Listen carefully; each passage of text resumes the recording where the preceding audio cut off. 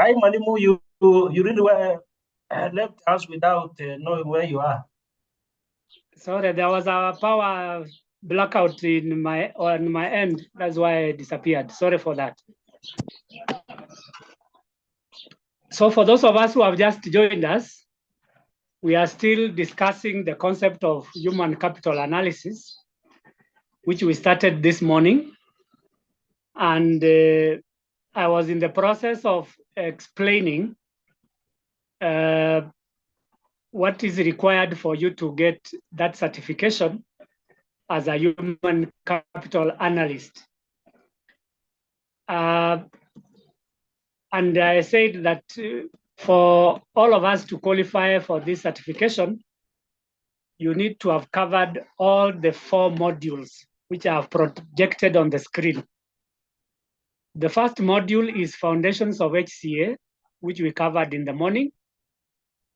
This afternoon, we are covering module 2, which is Strategic Workforce Planning.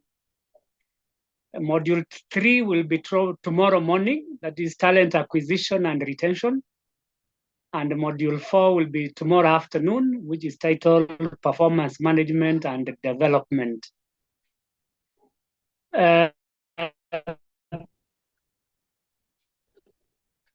You will be awarded a certificate if you attend all these 4 modules. But for those of us who are attending this module, particularly a CPD, 1 CPD point. Having said that, I think we can move to the next slide, which is our first slide, which is module 2, entitled Strategic Workforce Planning. By way of introduction, let me look at the areas we are going to cover this afternoon. There are 4 in number.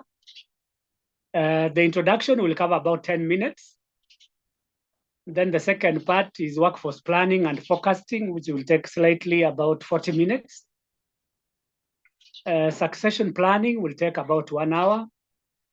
And the last topic is aligning workforce planning with the business strategy will take approximately 1 hour. So starting now, which is about 16 past 2, we shall probably finish at 5 or 5:15 or thereby. So welcome on board and sorry for what has happened. Let us start.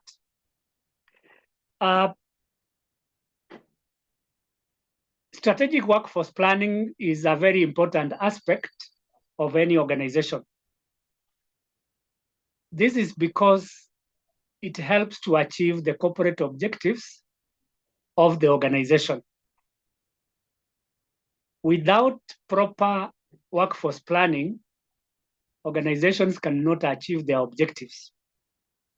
So in a nutshell, what is strategic workforce planning? It is about ensuring that your organization and mind have the right number of people. When you excess or you don't have a shortage. So as a human capital analyst, your first assignment is to ensure that you have the right numbers, not excess, not a shortage. So the word given to this right number could be optimum number.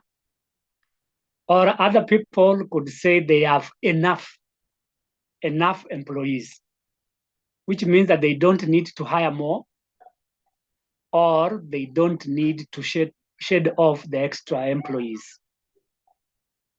Then secondly, the right quality of employees. In the morning, we discussed the concept of human capital, and we said that it relates to the skills, the knowledge, abilities, and experiences of employees. So having the right quality of employees entails hiring, maintaining, and retaining employees who have the following characteristics. One, they are skilled. both the technical skills and the qualitative skills, which relate to soft skills. 2, they need to have the requisite experience. Experience has to do with the number of years or months that employees have worked in particular organizations related to their job descriptions. So the right experience varies depending on your organization. Some require employees with 1 year experience, 2 years, and for senior positions, you require employees who have more than 5 years. Why do we need experience? It is because we don't want to hire people who will come and try. We want people who will come and do the work. So experience counts here as one of the qualities of employees. 3, the right quality also includes people with the right skills.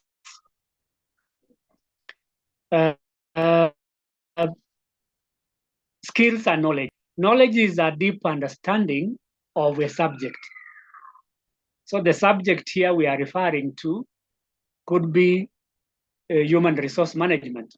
So somebody who has knowledge of human resource management is said to have a deep understanding of that subject. The other area could be supervision. Somebody has knowledge of supervising people, so they understand how supervision works and what is needed for them to be successful. And there are many other types of knowledge that you can have, both tacit and explicit knowledge. The other quality of employees is that they must have the right attitudes. From your own experience, I'm sure you know that employees with a negative attitude don't perform very well. So we need employees who have the right attitude. So what is this right attitude we are referring to? Allow me to mention 3 types of job-related attitudes. 1 is commitment. Secondly is involvement. And thirdly is satisfaction. If you look at the element of satisfaction, people who are happy with their jobs are likely to be good performers compared to those who are not happy. And involvement has to do with participation. Especially in a team environment, we need people who can participate as team members. So anybody who cannot work as a team member, then he or she is not a team player and therefore has a negative attitude. And for job commitment, it's people who identify with the organization, who belong and are happy to be there. So these are the qualities of people we are looking for. So when you are doing your strategic planning, you will ensure that you have the right quality of employees who will not disappoint you, especially when it requires them that they produce results. Thirdly, we need employees with the right in the right roles. What does this mean? That when we hire new employees or even old ones, they must occupy the right jobs. Somebody who is trained in HR should occupy a HR position. Somebody in engineering should be in engineering position, or somebody in public relations should be qualified in public relations. If there is a mismatch between the skills and knowledge of employees and their job roles, then there will be a problem.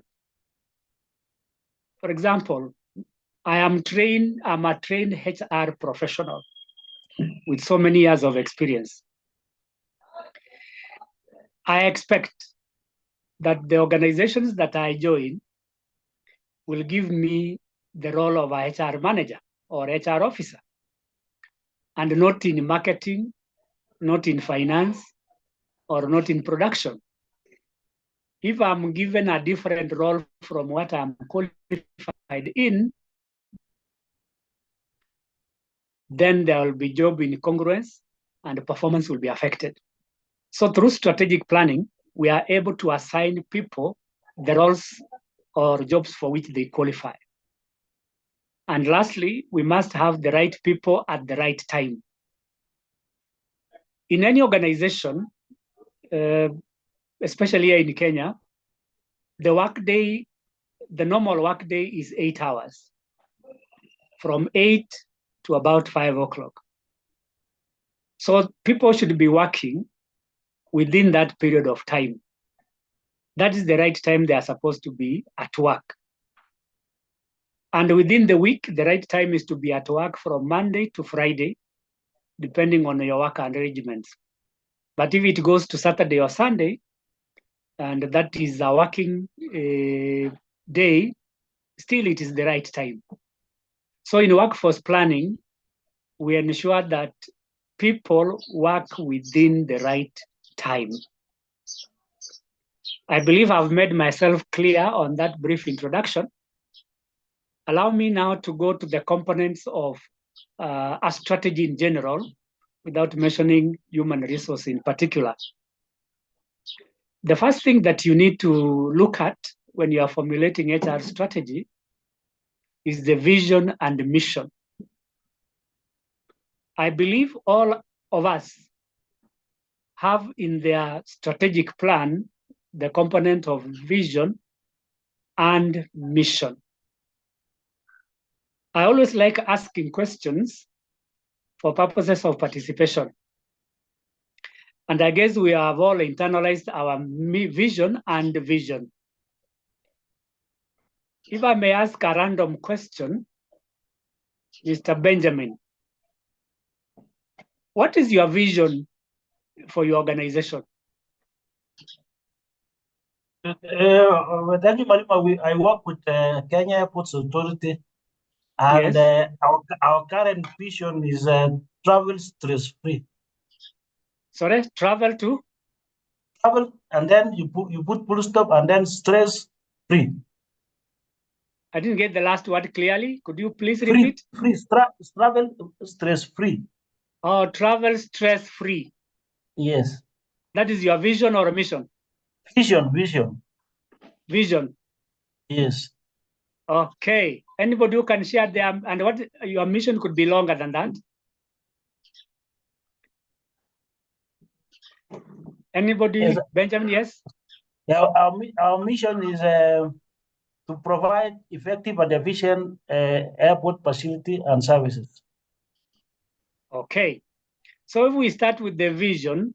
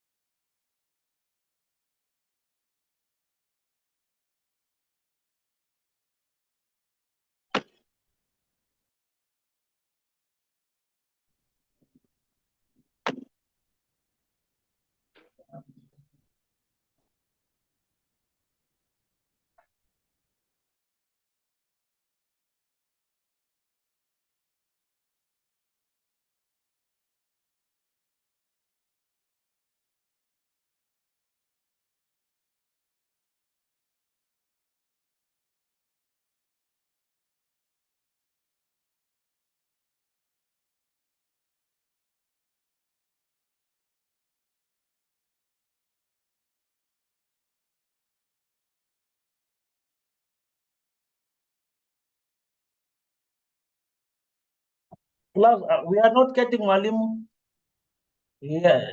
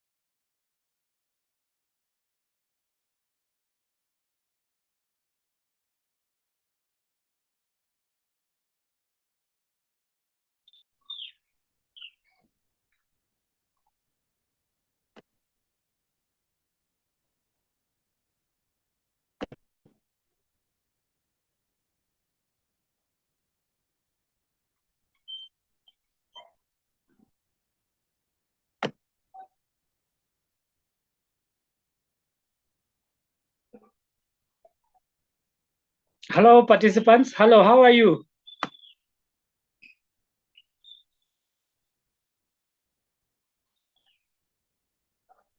Mwalimu, Benjamin, Grace, Halima. Yes, Mwalimu, I can hear you. Thank you. I think we lost the network somewhere. Thank you, Grace. Thank you, Halima. So let us proceed.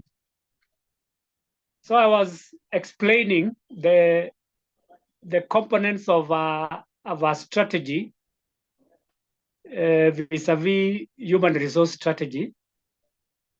And Benjamin had given us an example of their vision, which says traveling stress-free. And I wanted to link that to HR, that for passengers to travel stress-free, they need to have the KAA needs to have the right people on the ground who can facilitate the movement of the passengers from the time of entry to the time of exit. These people must be qualified in their various areas of appointment. So if we may go back to what I had indicated here about, let me share full screen.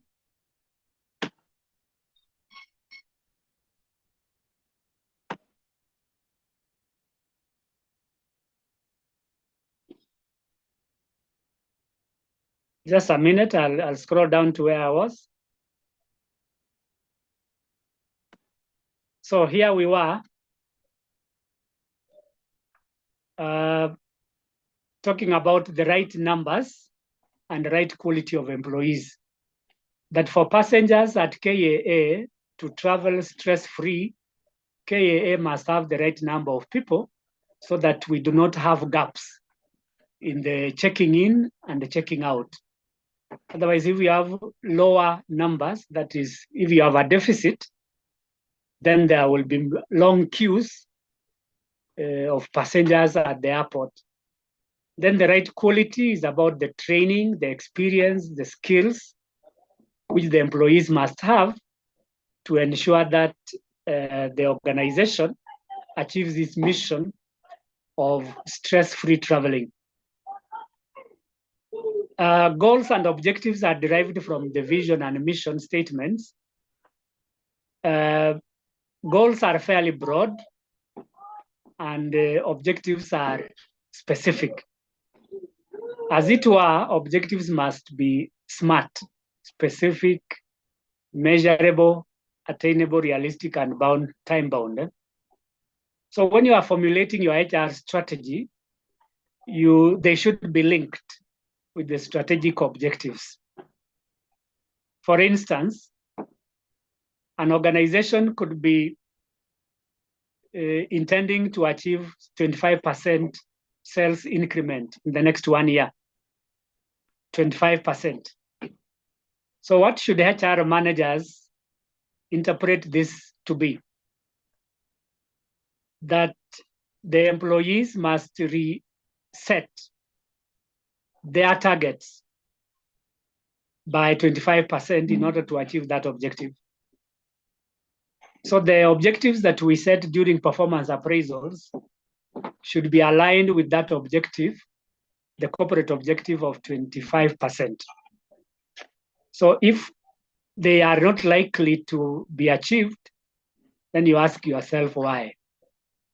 One of the reasons is that you could be having fewer employees, and therefore you can't achieve that objective. Or you have so many employees who consume most of your revenues, and therefore you end up not making as much to achieve the 25%.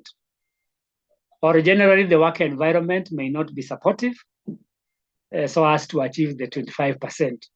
So as HR managers, we are required to align the HR activities with the corporate objectives of our organization.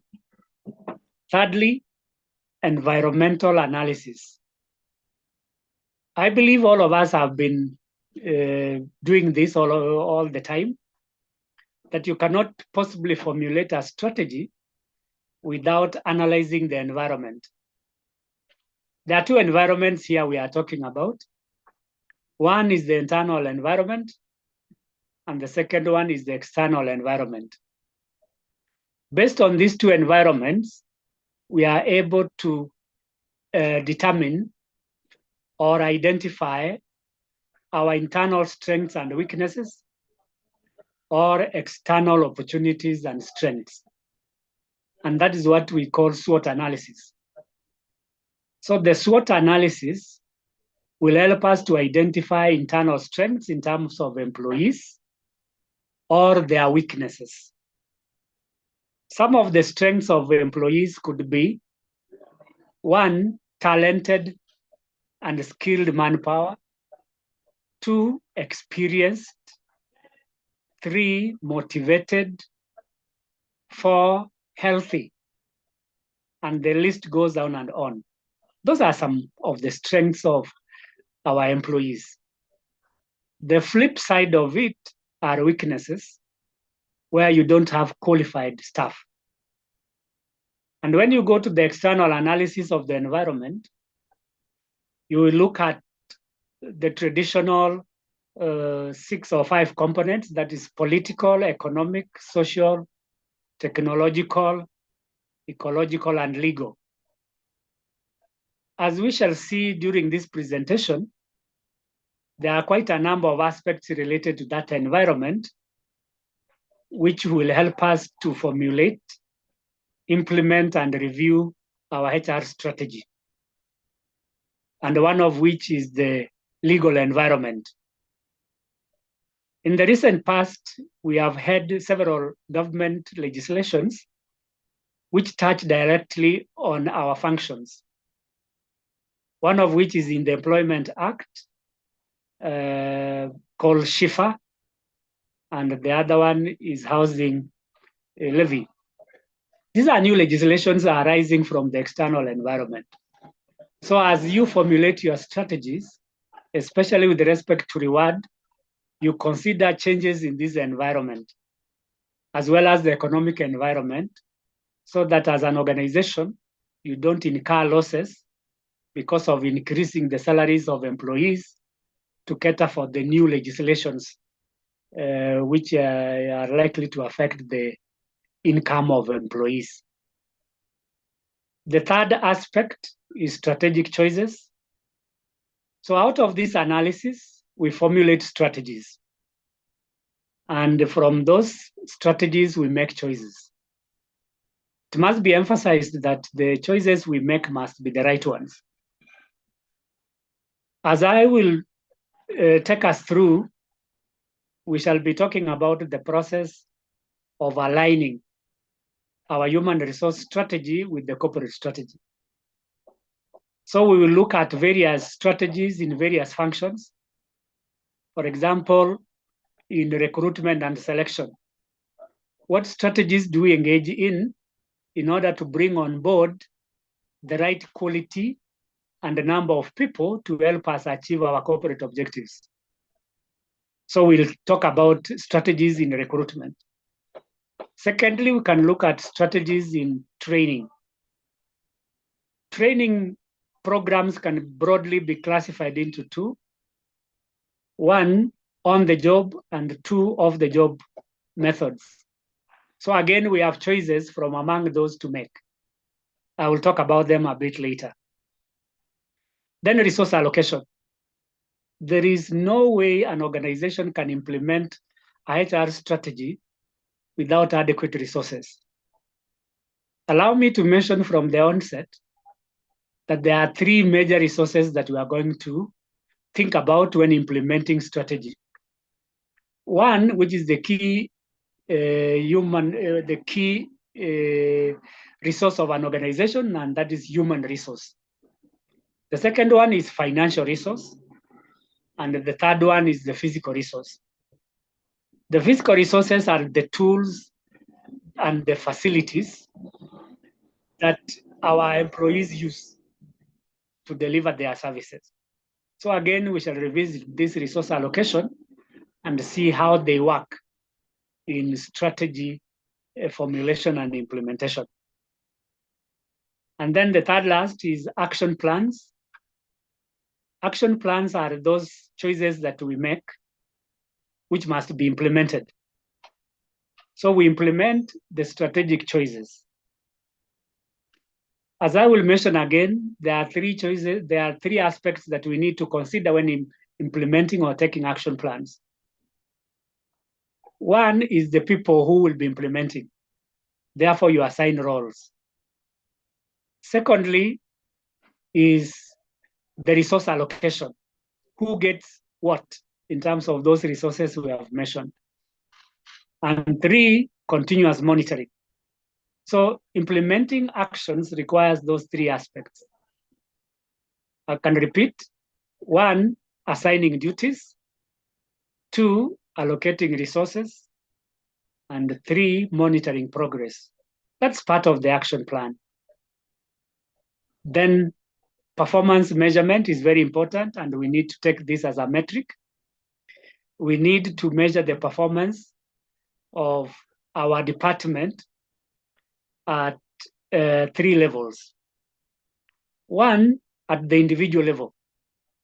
What is the contribution of an individual to the strategic objectives of the organization? Two, the department. How are we doing as a department? We need to measure the performance of the HR department on a regular basis. And for you to measure the performance of your department as HR, you need to conduct a HR audit. That is a subject that is close to my heart, and I will invite you to join us the next time in human resource audit so that we can understand how we can make a contribution to the success of an organization in terms of strategy.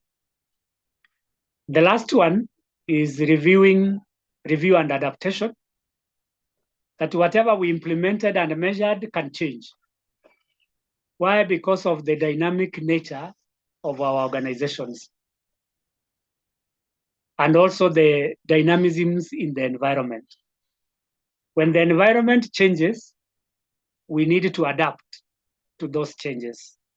And I'll be talking about new technologies which will come to our organizations and what strategies we need to adopt or adapt in order to survive in this changing environment. So basically, those are about 8 components of a strategy, be it a HR strategy or a corporate strategy. Going to the first agenda of our program this afternoon, we are looking at workforce segmentation and forecasting as part of the strategic planning of the workforce, which is our title today. Segmentation basically means dividing our employees into small groups using certain criteria, which I will mention in the next slide. This is just a way of introduction. And why do we need to segment? We need this in order to ensure that we align ourselves with our HR strategies together with the business or corporate goals. When we don't have the right kind of segmentations, then there is a possibility that we shall have a strategic drift when it comes to business goals.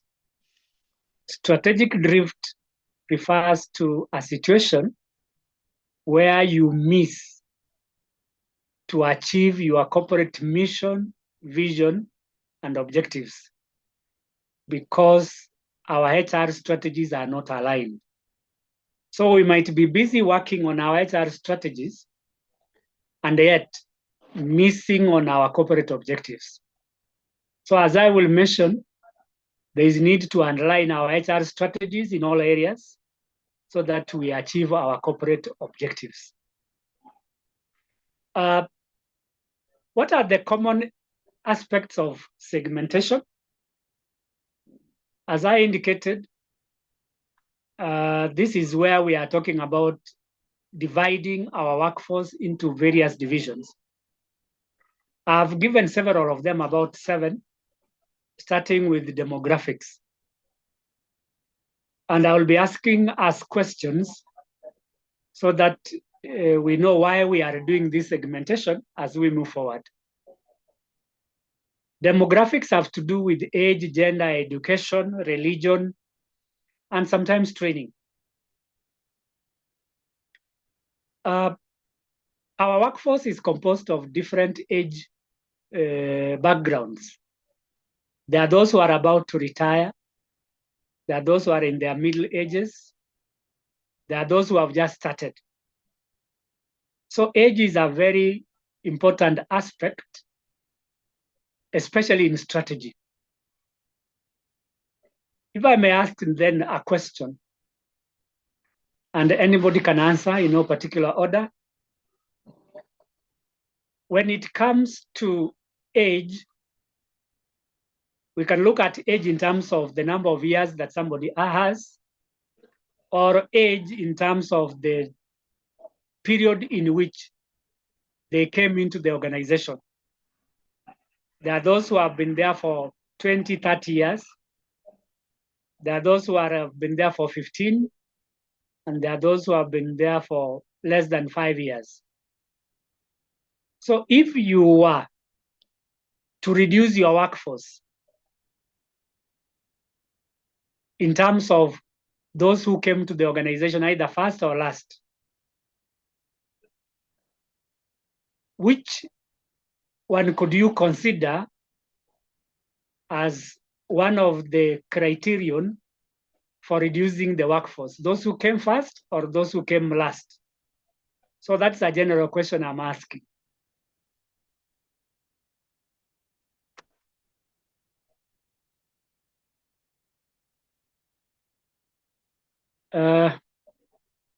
Grace, if I may I start with you? Any idea?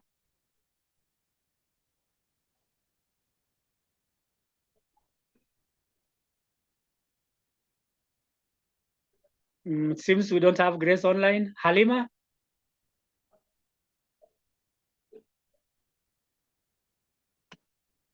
Hello, Halima? I didn't get the question. The question is, if you were to retrench employees, which category could you consider to go first? Is it the one that came in last or the one that came in first? If it were up to me, I will do with the one that came in first. The one that came in? The one that came in recently. Recently. Why do you say so, if you may explain?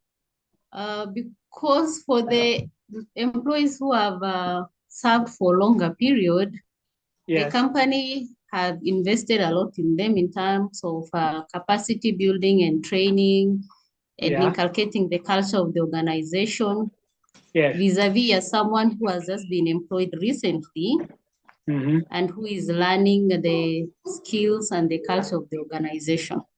Mhm. Mm. Okay, that's a good answer. And again, it depends on what works for you. So some organization could consider those who came in last, because even in terms of paying their exit package, it could be cheaper for the organization compared to those who have been around for a long time. However, let me mention this, that some organization could consider both ways, those who came in first and those who came in last.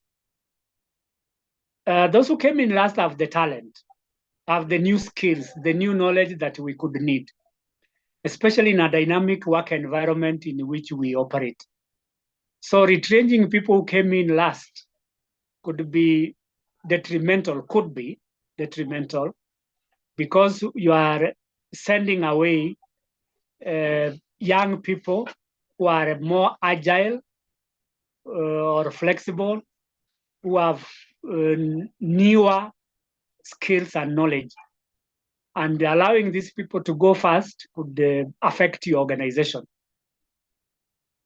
And letting employees who came in fast, that the first in, first out, could also be dangerous because you are losing the experience. And like Halima said, these are people in whom you have invested in terms of capacity building.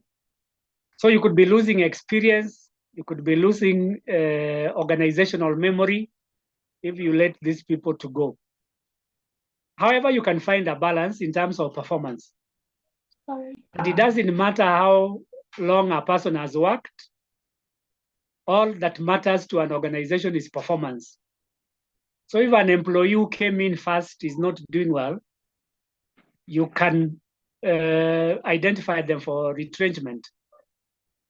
Or those who came in last, if they are not performing to expectations, you can still let them off. So the other aspect of demographics is gender.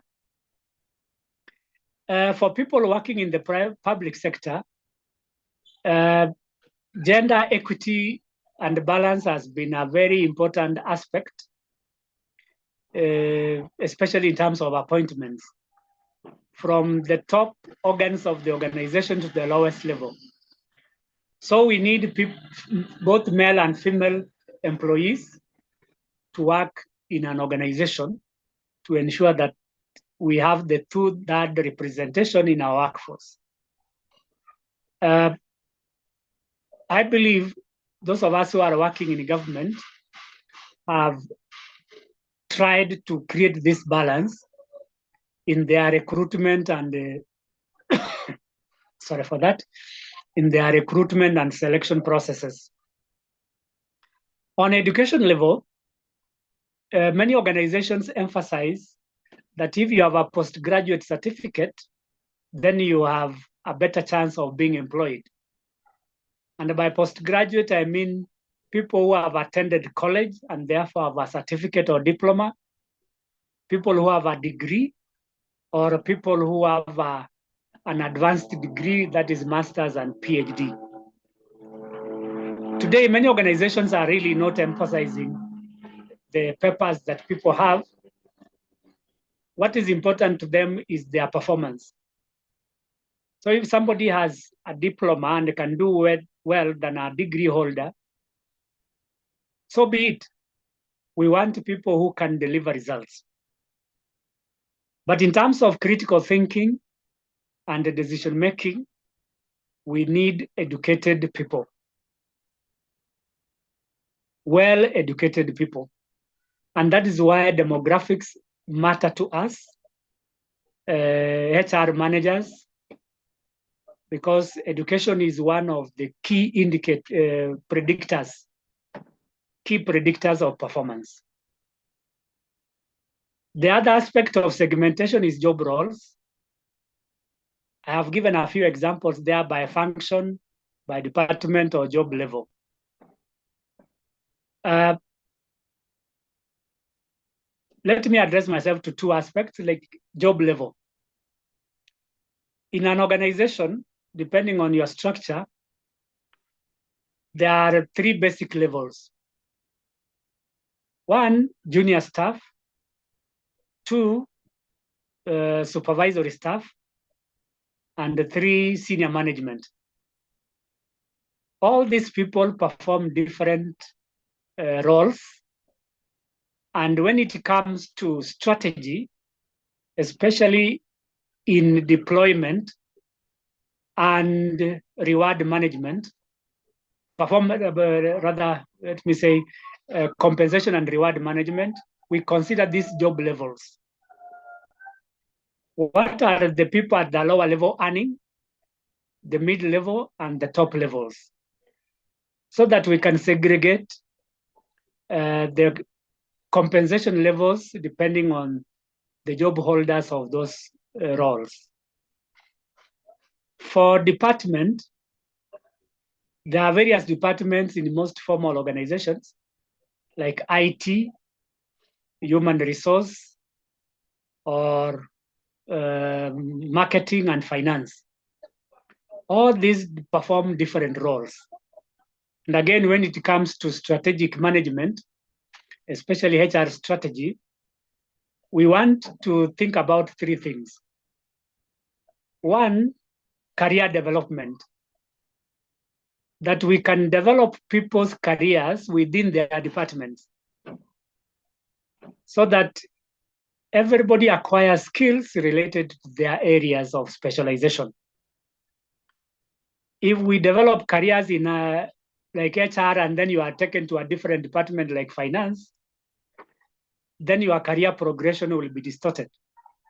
So it's always good to consider the department in which a person is working when you are formulating a strategy like career progression and pathing. So we need to segregate job roles when we are formulating our strategies in HR. Thirdly is in terms of performance. I've given three types of performers: high performers, average, and low performers. And I want to ask another question. What do you do with high performers? This is a general question anybody can answer.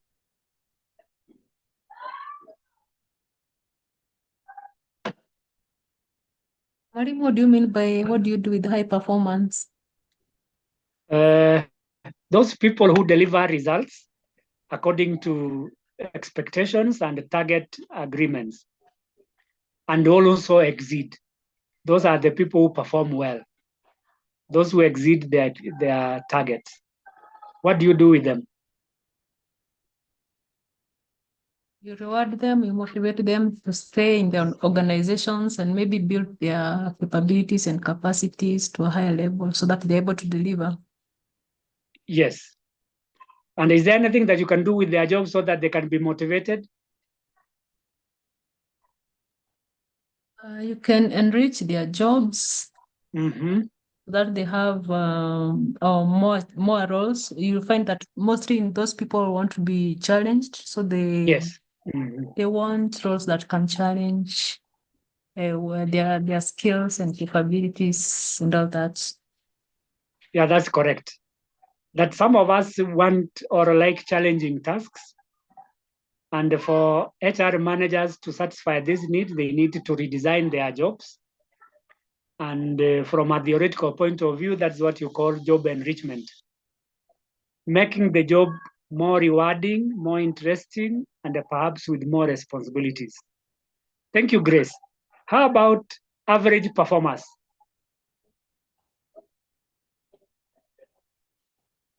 And average could be anything between 80 and 100%. Anybody who can answer that? What do you do with average performers?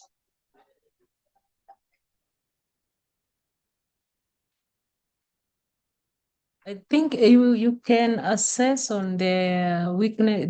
You can assess their performance levels and be able to tell where their weaknesses, so that they're able to build their capacity on specific areas. Yes, you need to identify the causes for the average performance. Thank you, Grace. It could be lack of skills, you train. It could be lack of tools, you provide. It could be misplacement of roles, you reassign roles. Or it could be an aspect of motivation, so you motivate them.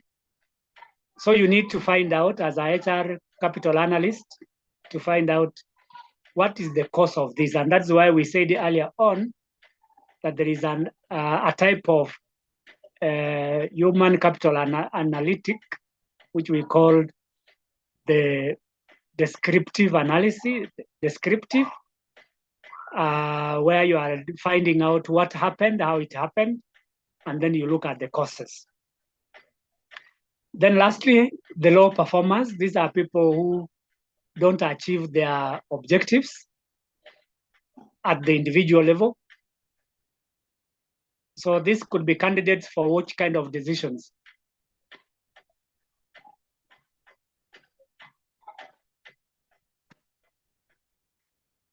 Those are lower cadre positions.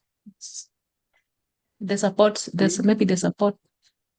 They may not necessarily be low cadre.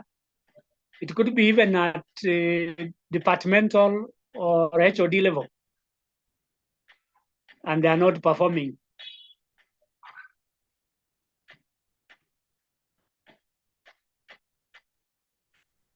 You talked of Benjamin, something called a PIP. Anything that you can say about it?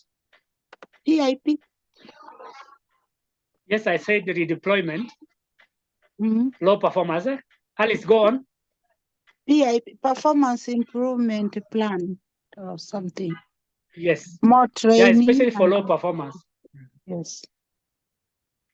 Thank you, Alice. Yes, low performers need to improve their performance before letting them you go. can train them. Yes, Benjamin, you can train them. Yes. Yes. You can provide you can mentorship. train them so that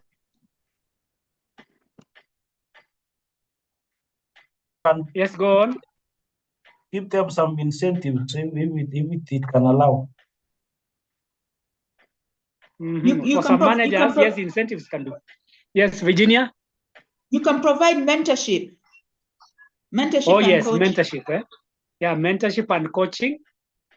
Probably there are areas that they do not perform well, and they may not see or connect the dots. Probably they need mentors and coaches to improve their performance. Thank you very much. The other common segmentation is tenure. Tenure has to do with the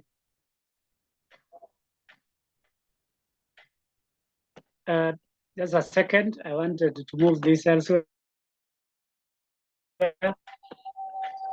Tenure has to do with the number of years somebody has worked in the organization, but most importantly, the kind of contract that they may be having. There are those that are temporary, others are permanent, and others are contract. And here you have like new hires in a contract, medium tenure, like 3 to 5 years, that's contract. And long-term tenure, this is mainly permanent and pensionable. Some organizations are running away from permanent and pensionable employment because of the attendant costs and the possible complacence that comes with permanent employment. So some organizations are moving from long-term employment to more of contract employment. Recently, there was a discussion online and even on national media about the possibility of converting permanent employment in the public sector to contract Much as that may have several repercussions, but there is some logic to it, that your contract could only be renewed if you are a good performer. So when you look at the main types of contract, whether it's short-term, medium-term, or long-term, there is a strategic aspect to it. That when you are hiring short-term contract employees, it means that the type of work they are doing does not last for a long time. And for that reason, we hire short-term contracts so that we reduce on cost. In others, because we are funded by donors and other promoters, we stick to contract kind of employment. So this strategy of hiring people on contract basis, call it fixed term contract, like 2, 3, 4 years, is informed by the kind of funding that the organization receives. And for long-term contracts, this is common for organizations that want to have stability in their system and also ensure continuity in terms of service delivery. So you can segment your workforce in terms of tenure, which looks at the short, medium, and long-term contracts.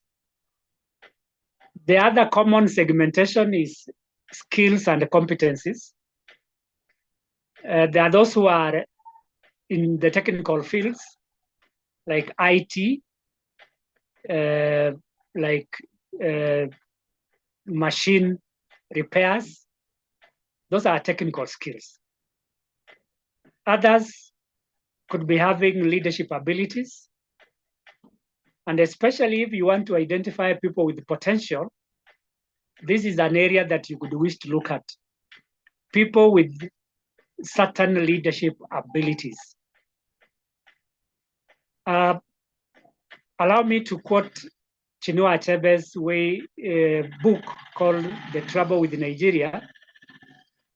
He says that the trouble with Nigeria is simply and squarely a failure of leadership. There's nothing wrong with the Nigerian soil, nothing wrong with the Nigerian people, and nothing wrong with the Nigerian environment. The problem lies with leadership, end of quote. So you can see that the direction and success of any organization or country depends on its leadership. So as part of your succession planning, as a strategy, you need to identify employees with skills and competencies related to leadership so that we don't promote people who don't have a vision, who don't have a global perspective of the organization, and basically people who don't have people management skills. So when we segment our employees in terms of skills and competence, we look at the leadership skills so that as we prepare employees for succession, we already have the right crop of employees to perform leadership roles. The other one is certification. As I mentioned earlier, in terms of education level, we need people with the certificates, diploma, degree, and even master's and PhD. But if I may bring it closer to us, certifications like the one that we are going to achieve at the end of these modules, you will be awarded a certificate in human capital analysis or analyst. This certificate will be used in your own organization or a future organization for those of us who intend to move. So certifications vary. There are those in human resource, there are those in accounting and finance, there are those in hospital environment. So you need people with certain certificates for continuous improvement.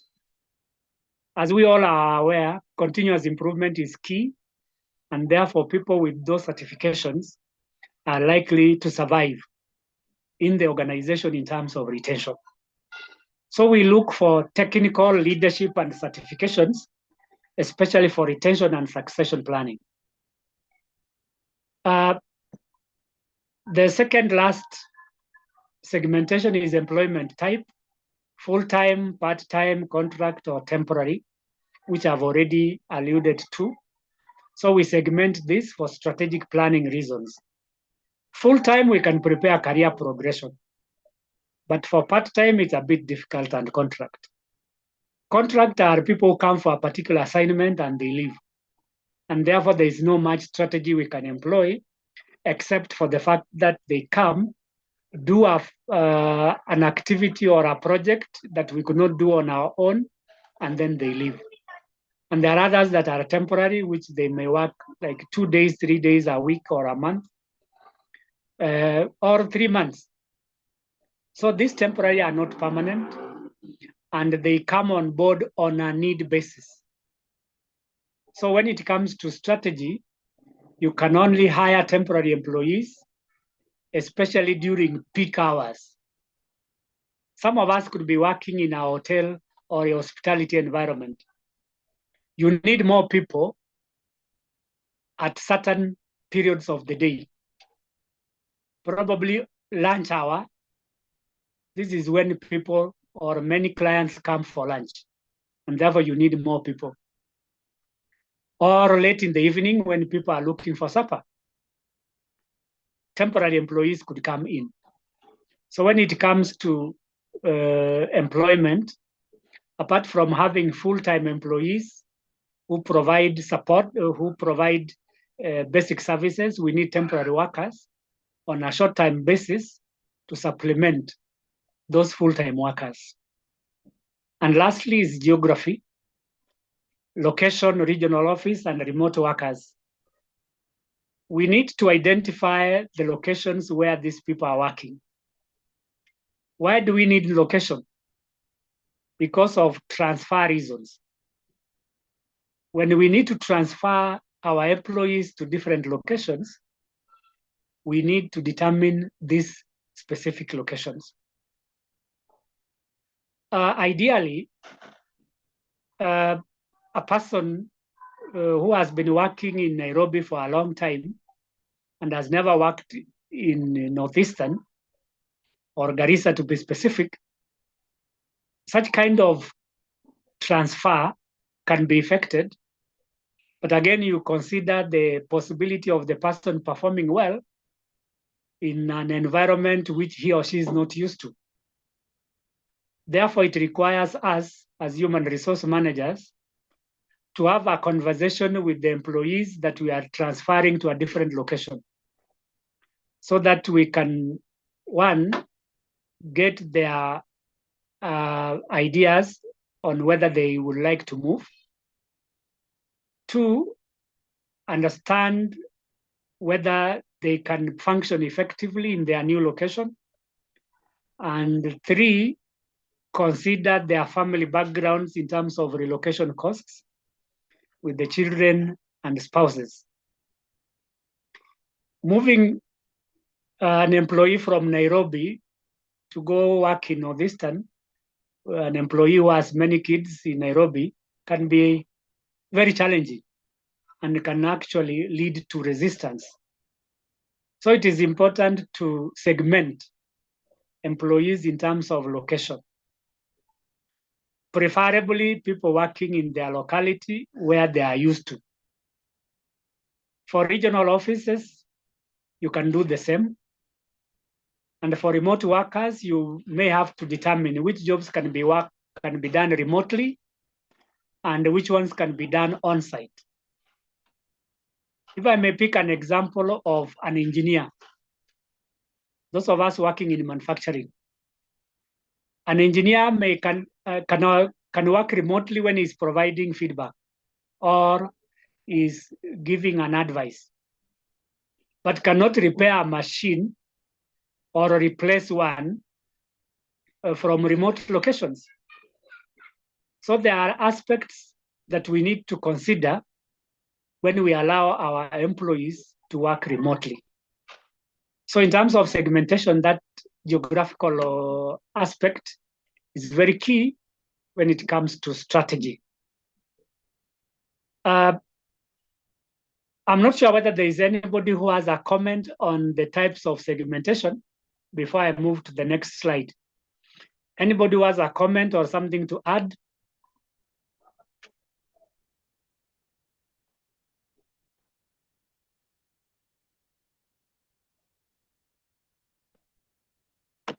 So good. So far, so good. Thank you, Grace. Florence, if you are online.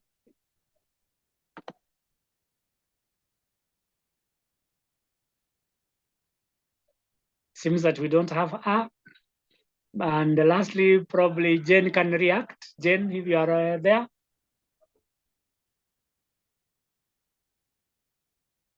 Okay. I propose that we move on in the interest of time. And here we are. The next slide here is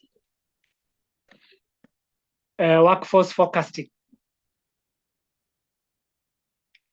Allow me to state that forecasting is a very key component of any strategic planning. Whether you are at the top of the organization or you are a senior manager, either as HR director or general manager, HR. So forecasting has to do with the estimation, estimating the number and the quality of people you are likely to require in the future. And in HR, we would like to conduct our forecasting in a way that is accurate so that we don't look like the weather forecasters who tell us that there is a lot of rain tonight or a lot of sunshine tomorrow, and then rain comes from nowhere. So for planning purposes, we need to forecast. So what are the key elements of forecasting? One is demand forecasting. By way of definition, demand is the number of people needed in the future, because forecast is a future aspect. The number. And I could add further that not just the number, it also has to do with the quality of employees required in the future.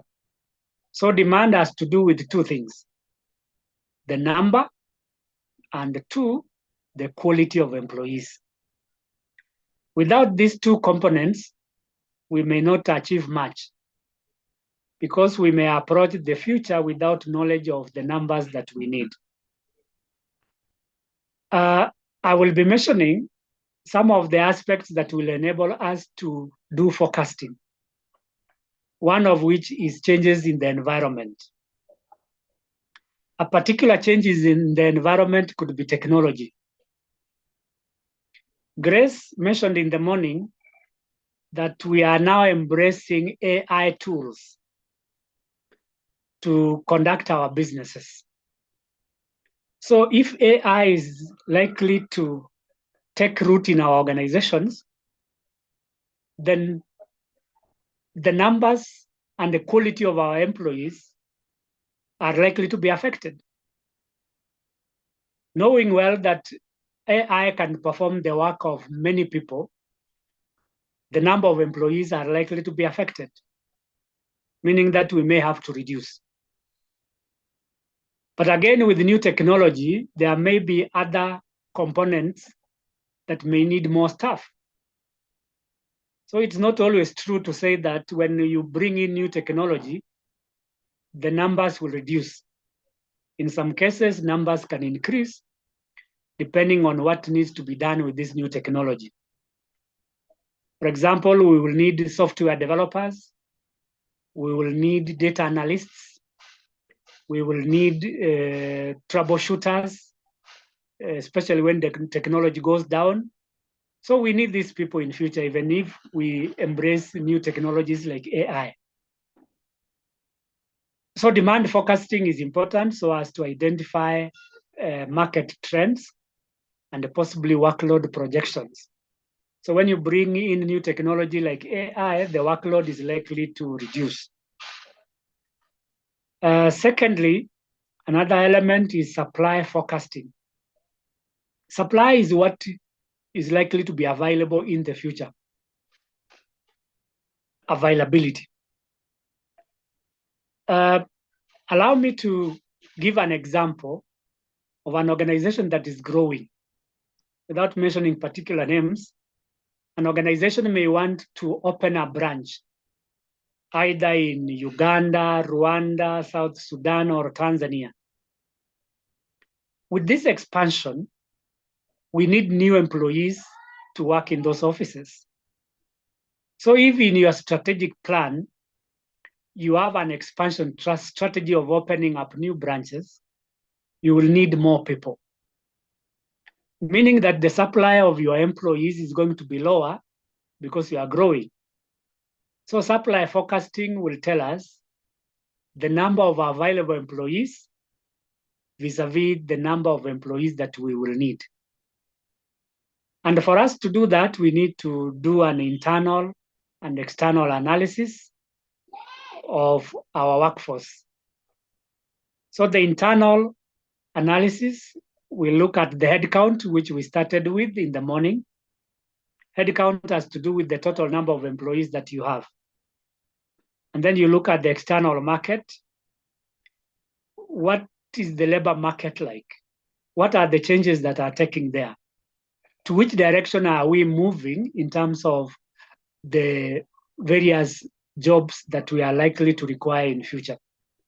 So supply forecasting has to do with the number and the quality of people likely to be available in the future. And then by comparing between the first point and the second point, we get a gap analysis, which means the difference between supply and demand. If supply is what we will require, demand is what we are likely to, supply is what we will have, demand is what we are likely to require. You are likely to have three gaps.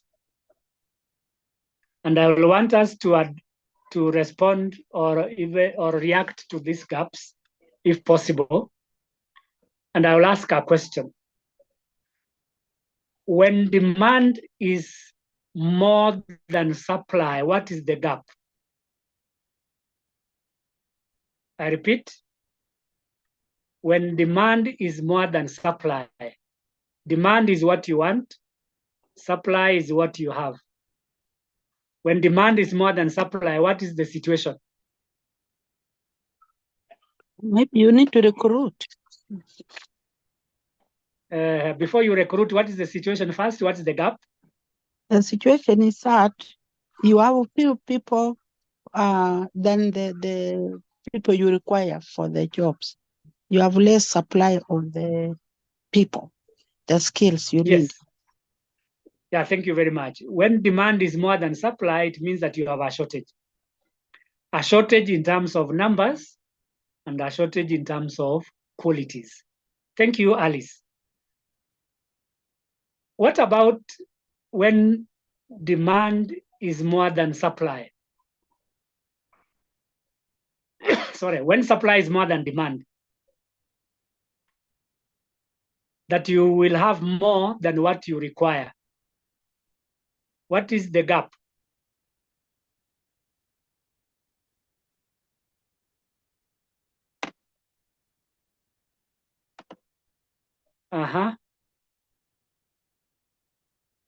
Anybody who can answer that, the gap?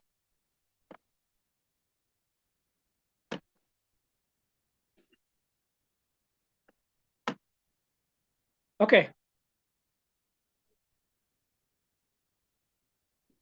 The answer is that when you have more supply than demand, there is a surplus. And there are several things that you can do in terms of strategy to address surplus. And one of which is to stop employing, that is freeze employment. Two is to retrench so that you reduce the numbers. Then number three is number four rather, is action planning. So this is about developing strategies to address those gaps that have been identified. And we have, like Alice has mentioned, one of the strategy of addressing demand is recruitment. And where supply is more than demand, the strategy there is to retrench or freeze employment. Next is methods of workforce forecasting. I've given a few of them here. Number one is trend analysis, which tells us about the historical changes that have taken place in your organization. The second one, and how do you identify trends? I think that is where descriptive analysis comes in, which we mentioned earlier in the morning. Then scenario planning is where you make assumptions about the possible changes that are taking place in your organization and the environment in general. So in the scenario planning, you'll make assumptions about future changes. It could be changes in technology, changes in your organization designs, changes in jobs, or even changes in terms of culture. Especially now that we operate in a global environment, we need people who are flexible to adapt to this global environment. And then the last method there is the Delphi method. And the Delphi method has to do with looking for experts in particular areas who can address the problem of forecasting. So you look at internal or external experts who can tell you where the organization is headed and where the industry is moving to. So this will help us to identify the changes that are likely to take place in the future. And next, because we have about 1.5 hours to go, is succession planning. This is one of the components of strategic management in human resource management. If I may ask a general question,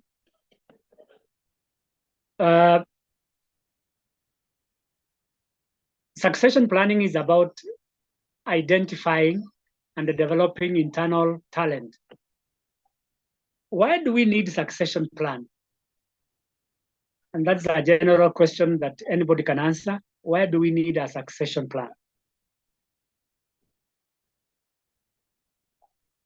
For business continuity. Yes, thank you, Grace. Business continuity. Secondly,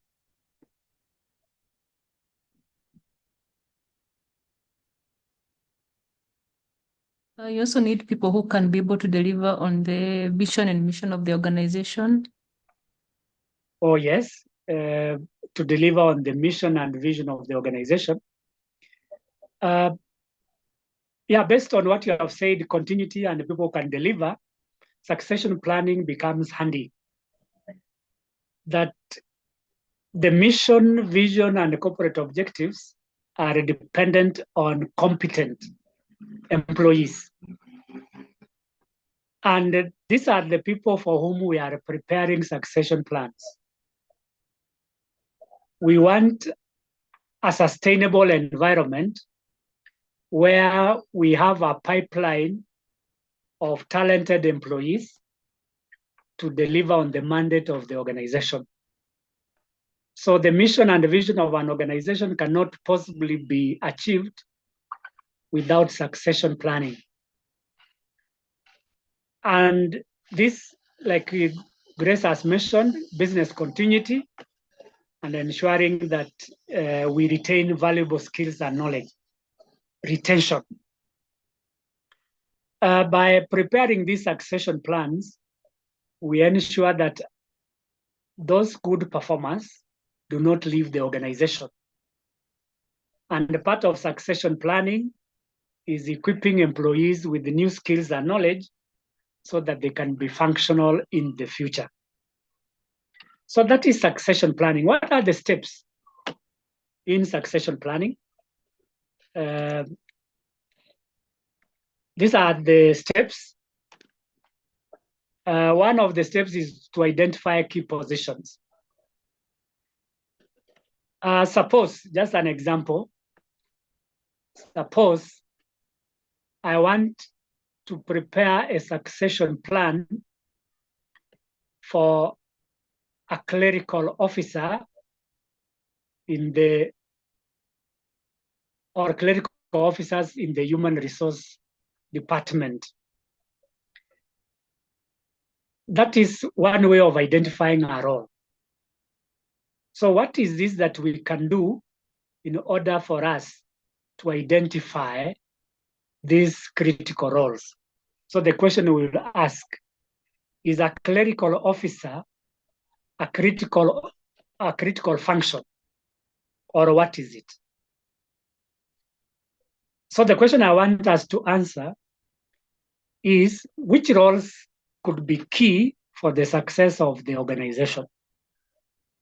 Maybe based on your experience, Virginia can help us identify roles that are key to the success of the organization.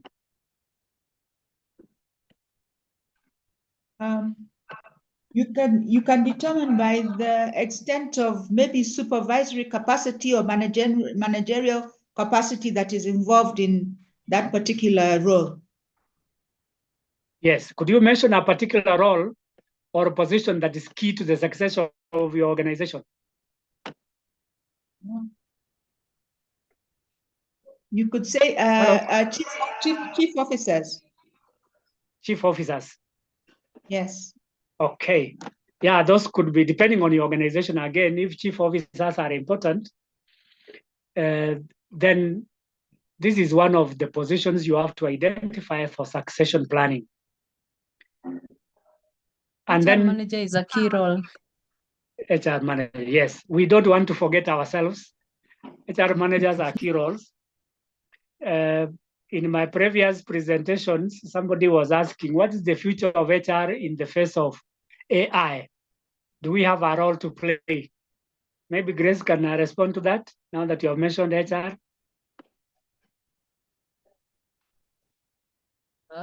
We appreciate technology and the AI, but still in all that, yes, human capital is still key in achieving organizational goals and objectives. Yeah. So meaning we cannot do away with the human resource.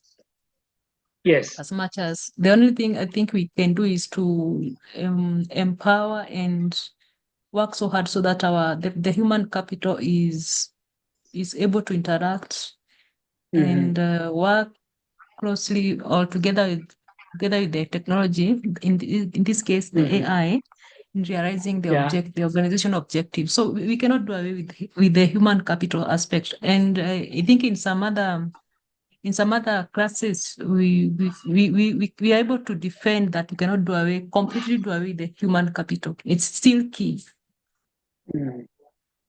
Okay, thank you. Thank you, Grace.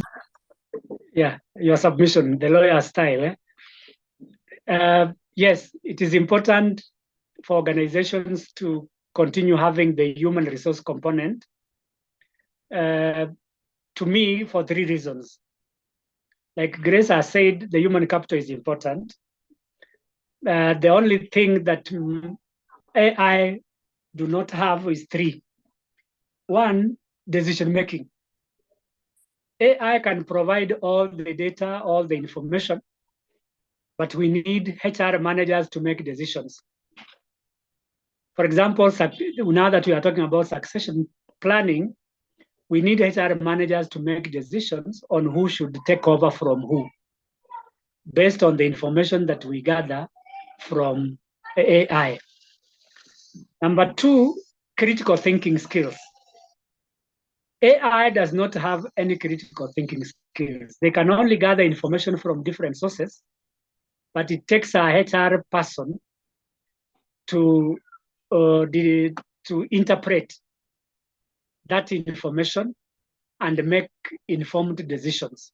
So critical thinking is very important. And 3, for innovation. It is human resources who innovate. We can use information from AI to enhance our skills and knowledge, which can help us to innovate. But generally, machines on their own cannot innovate without human beings. So we know we need innovators who will succeed, those who are leaving the organization, and that's why we are talking about succession planning. The second aspect that we need to address in succession planning is to assess the current talent composition in our organization.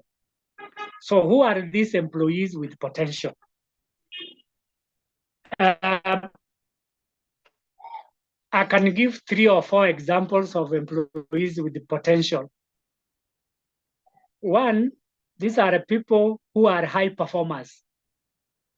These are the ones for whom we can prepare succession plans. So potential in terms of performance. Number 2 is creativity and innovation. We need people who are creative and innovative. Otherwise, without these people, we don't have any potential for succession planning. The third potential is leadership skills. Like I have mentioned before, probably in the morning, I said, there are these next generation leaders, people with a global mindset, people who have who are technologically savvy, and the people who can make strategic plans. These are the people with the potential. So when you are preparing your succession plan, look at those potentialities among our employees. So you consider their performance, their skills, and their career aspirations. There are some of us in this training who are starting off their career. So you look at the potential of them growing to HR managers, then HR directors, and God willing, they become the CEOs of their organizations. So somebody who is starting at the lowest end of their career, these are the people who have potential for growth. So we assess the current talent in terms of skills, knowledge, and the career aspirations. Then number 3 is to develop talent. I will invite you to another training, if you could find time, called Certified Talent Management. Talent is very key, and one of the aspects of talent management is talent development. What does it mean? It means equipping people with the right mix of skills, knowledge, and abilities to perform their jobs better. So, how do we develop talent? It's by way of training. If not training, it includes mentorship and coaching. Or 3, it includes stretch assignments. Stretch assignments. What do we mean by stretch assignments? It means giving employees tasks that are challenging enough so that they can exploit their full potential. So without these stretch assignments, employees could be achieving average results. So developing talent, apart from the traditional ways of training and mentorship, we could give them stretch assignments. Stretch assignments that are challenging, which means that they require more thinking, more skills, more knowledge, and more abilities. Okay, number 4 is monitoring progress. That in any process, there must be an inbuilt mechanism for monitoring progress. Monitoring progress helps us to evaluate several aspects. One, whether we are on target. So in succession planning, we monitor whether our succession plan is succeeding. Are we on target? If we were to prepare succession plans for 5, 10 people, where are we in terms of that plan? How many people are prepared to succeed those who leave the organization? Secondly, monitoring helps us to identify deviations. These are gaps in our succession plan. So deviations can be in terms of numbers of people that we have prepared, or 2, the skill sets that people must have. Sometimes when we prepare the succession plan, we may not have the right mix of skills and knowledge. And that's why we need to go to number 3, where we develop talent. So monitoring is a continuous process that gives us feedback on how well we are doing. In addition, monitoring helps us to identify any changes that are taking place in our organization or environment. These changes could negatively or positively affect our succession plans. For example, legislative changes. If a government like ours brings in new legislations, for example, those working in hospital, government decides that only postgraduate holders, that is masters and PhDs, should be employed, then that becomes a new change in the environment, which can affect your succession plan. And then number 5 is communication. It is argued that communication is the lifeblood of any organization, without which we can never go far. So we need to communicate information. Information about what? 1, about the opportunities that exist in our organization, which people can apply for in order to grow in their career ladders. 2, opportunities for skills development. So if there are employees who require to be promoted as part of succession planning, we need information about the new skills in the market, which can enable them to function effectively at higher levels. And lastly, we need information about career growth. There are those people who feel like they have stagnated and they need to move up the management ladder.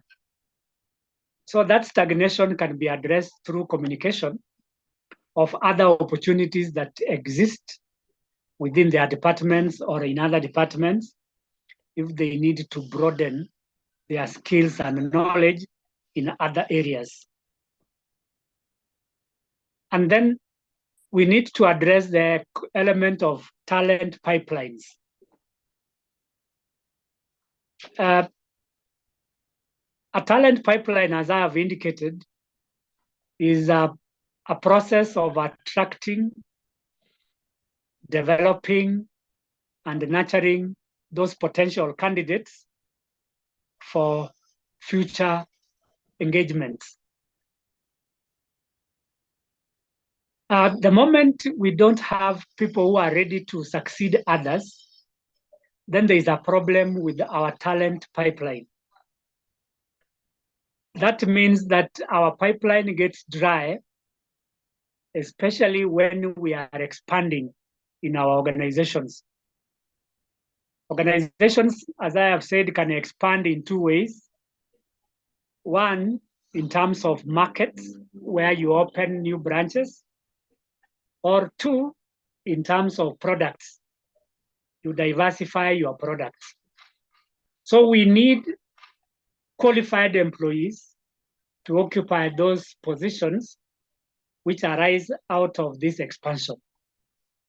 And that requires creation of a talent pipeline where people who go to other branches, we have replacements, or people who exit the organization, we have ready and qualified people who can take over. So we need to look at how we can identify the talent pools. That is a reservoir of talented people who can take over anytime an opportunity arises. And as I have indicated there are both internal and external talent pools.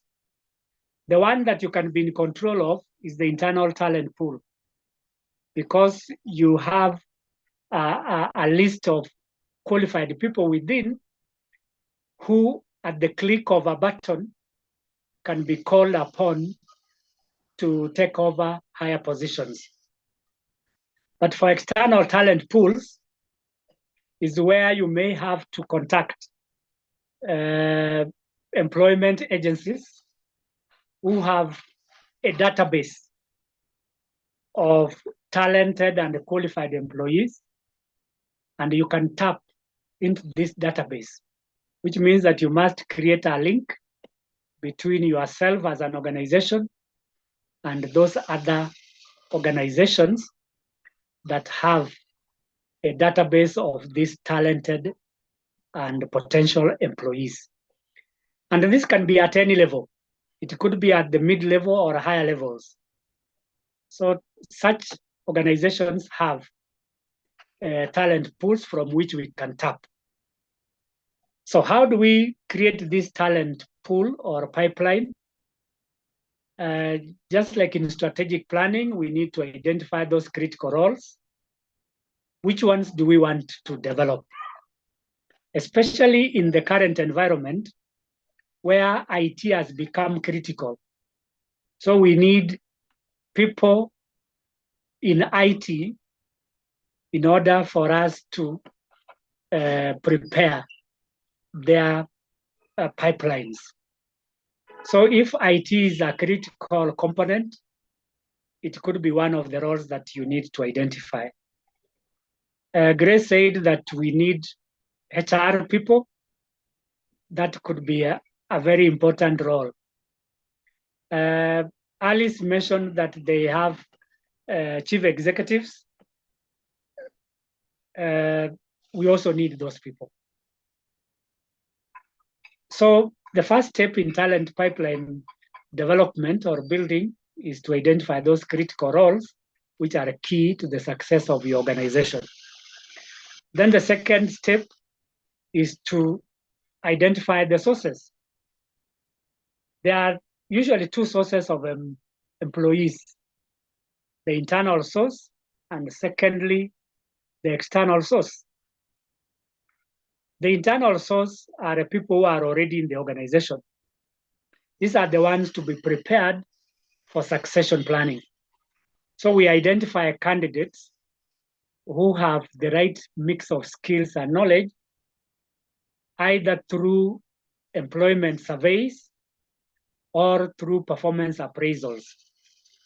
Because in appraisals, we identify those people with particular skills that can be developed further. Externally, we can get referrals, can use social media, or we can go to industry events. What industry events are we talking about in terms of sources of candidates? One is graduation from universities.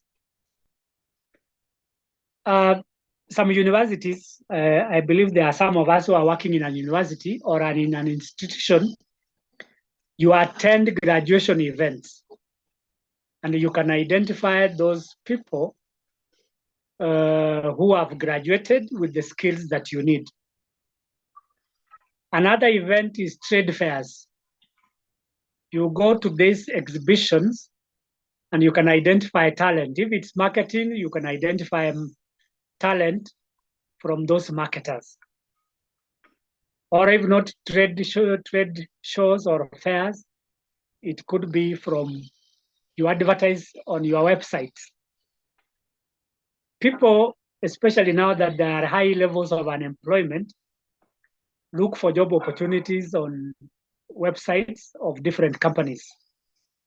So websites can also be a source of candidates who apply. These are unsolicited applications. And then the other one is to engage and nurture talent. Excuse me. This is part of recruitment and selection. Engagement may have two aspects. One is that you are bringing them on board or hiring them. So you give them an employment contract. That could be an aspect of employment or engagement. And then two, engagement can be ensuring that they are occupied in their lifetime in the organization. Occupied. And how do you make sure that employees are occupied? One is designing an appropriate job description where they work without boredom. So we need to redefine or redesign our job descriptions in order to engage these employees. Then nurturing talent is ensuring that we build on their potentialities. Employees with high potential can be developed further through training, through mentorship, or working as a team in a team environment. So basically, those are the ways in which we can develop our talent pipeline. In addition to that, we can also have assessment and testing. That this is a continuous process where those people that we have engaged and have retained needs to be assessed to ensure that they are doing the right things in the right way at the right places, just like I mentioned at the beginning of this session. So that continuous assessment ensures that the employees acquire or maintain the right skills and knowledge that they need in order for them to perform their duties. And then develop and retain. Ongoing development through training, through mentorship and career growth opportunities are ways in which we can develop those career pipelines. The last aspect of our discussion this afternoon is on aligning the workforce with the business strategy, aligning our workforce with the business strategy. Remember, the topic of our discussion this afternoon was strategic manpower planning. And as we formulate strategies in the human resource component, we need to alignment. For alignment, I have defined it as ensuring that the organization has the right people in the right place to achieve corporate strategic objectives. And that stems from effective strategic HR planning. Effective strategic HR planning. So how do we go about this?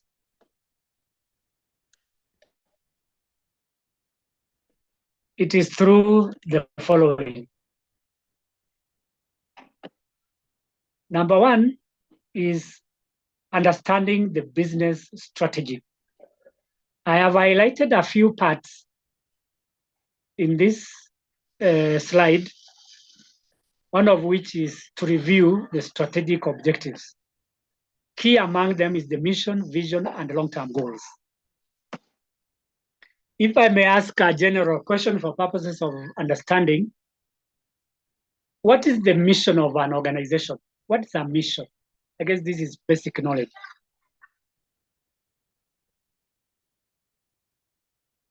Anybody who can answer that question? Virginia, if you have an answer, you can do that.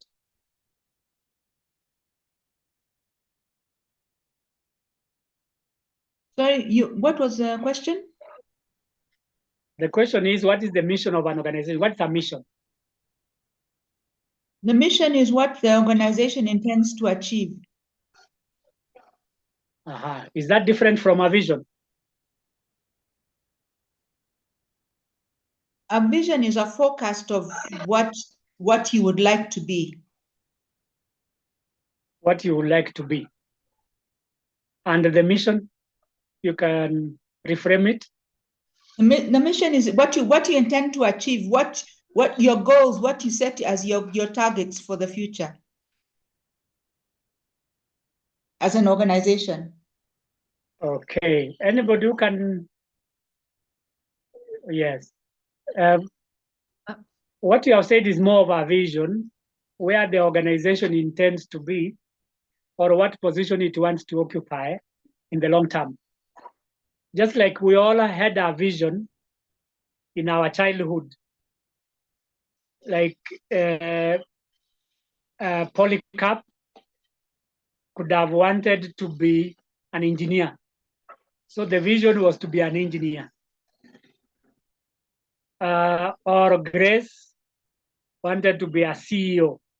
I pray that you become a CEO very soon, Grace. So that is your vision, to become a CEO. The mission is basically the purpose of existence, what the organization does, what is it offering the market. If you are a hospital, for example, your mission could be offering healthcare services. If you are in a school, your mission could be offering quality education. If you are in the aviation industry, your vision, your mission is to offer seamless airport services. Seamless, I'm just guessing, not particular. So that is a mission, the purpose of existence. So all organizations have a purpose. So in terms of aligning human resource strategies with the mission, suppose you are a school and your school mission is to offer quality educational services. You go back to your human resources, do an audit, find out the skill sets that people have in order to offer quality education. Or still on a school, if your mission is to offer quality education, we need to have the right numbers of employees. Because the moment you have the wrong number, then the delivery of educational services will be affected. For instance, if you have fewer employees than you require, then that will affect your mission. That you will not deliver quality services because some teachers will be overworked. So in terms of HR strategy, we need to train, we need to develop, and we need to motivate employees in order to achieve our mission. Then for the vision, we are looking at the future. Where do you see your organization in the next 5 or 10 years?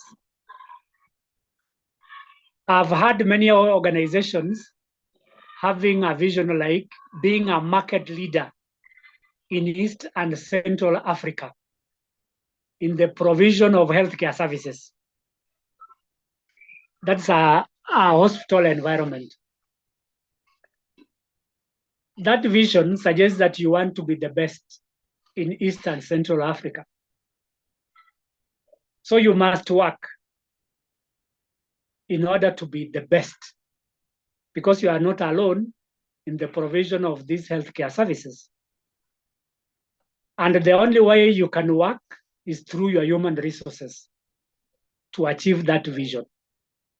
So again, to achieve the vision, you need to have succession plans to achieve that long-term plan.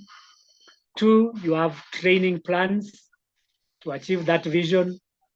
3, you have compensation plans to achieve that vision.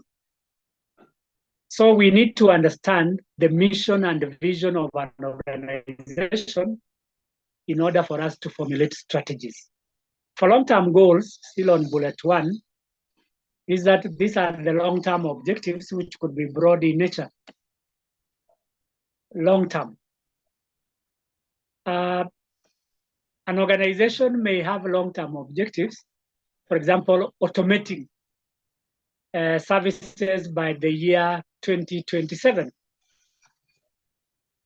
That's a long-term goal or a plan. So if you are to automate, you need to cascade this objective to the human resource department and say, do we have the requisite number and the quality of people to enable us to automate? And that is why forecasting became very important in preparing a human resource plan. So you forecast. The other aspect you could be thinking about in terms of technology is the infrastructure. Do you have the infrastructure to implement that technology? So again, you need to bring in experts, either from within or outside. If they are internal experts, you can engage them to develop the technological infrastructure. Or if they are external, you need to look for vendors. So these vendors will bring their skills and knowledge so that they can put in place the infrastructure that you need. Although this might not be your key function, that is bringing on board vendors, but you can work with the procurement department so that you have a system that is working. But again, suppose it is automation of human resource functions, you need a human resource information system. So you will work closely with the procurement department to procure the right human resource information system. And that is in line with the objective of automation. So we need to understand business strategy in terms of the long-term objectives. The other one is to identify key business drivers. These are aspects that are likely to affect your strategy. I've indicated some of them here. 1 is market trends, 2 is competition, and 3 is technology. Suppose we pick on competition. Now that we have talked about market trends and technology, we can look at competition. Competitors can affect the number and the quality of our workforce. How? 1, they can poach our high performers or talented employees. And when they take these talents, what are we remaining with? Very poor performers or untalented people. I'm sure most of us have observed this, especially in the media industry. One organization poaching from others, their top broadcasters. So when these broadcasters move, sometimes they move with customers. So that competition not only moves with employees, but they also move with customers. And that is why we need to position ourselves well in the market so that we can withstand these market pressures. I will be mentioning some of the strategies we can use in order to compete successfully in this competitive environment.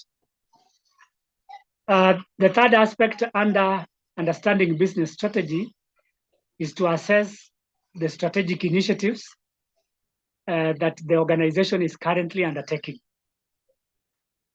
I am sure some of us are in various stages of implementing their strategies. Depending on when the strategic plan was developed and the stages of implementation,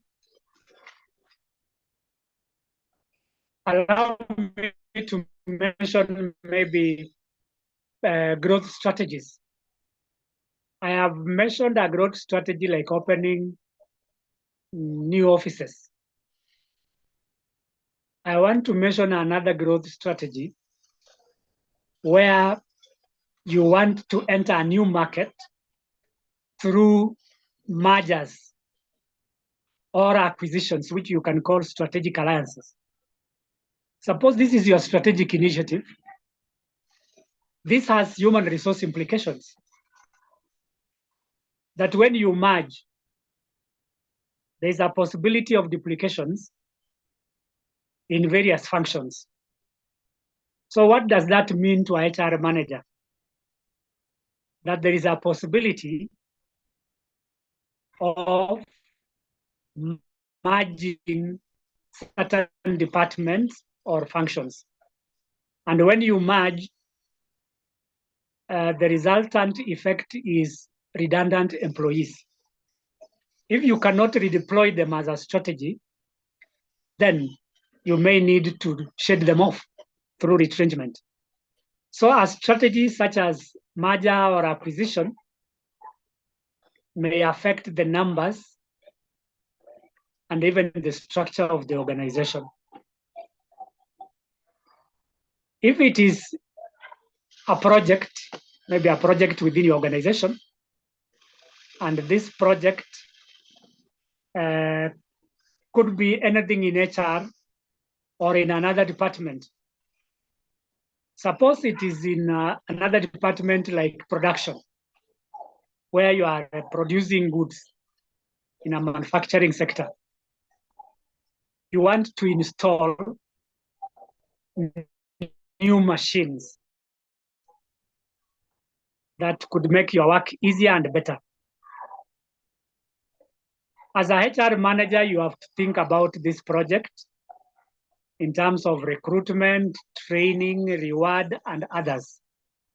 So that when the project is being implemented within, then you look for qualified engineers. That requires recruitment. Or if you have engineers, but they are not so qualified, you train them for this project. And then for having done a good job, you need to reward them because this is a new project. So reward, recruitment, and training become a strategy that needs to be aligned with the organizational strategic initiative of installing new machines in your factories. The second step is analyzing the current workforce, which we have already done. But allow me to say this. You assess your current workforce in terms of composition, skills, and performance. I want to ask us a general question for participation purposes. When you talk of composition, what are you looking at? Composition of your workforce. What exactly could a HR manager be looking for? So that's a general question which you are doing in terms of analyzing because you are an analyst. So what kind of composition are we looking at?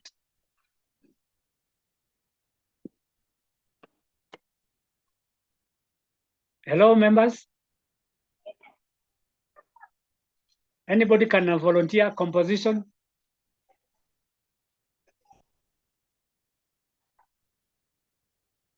Halima, how are you?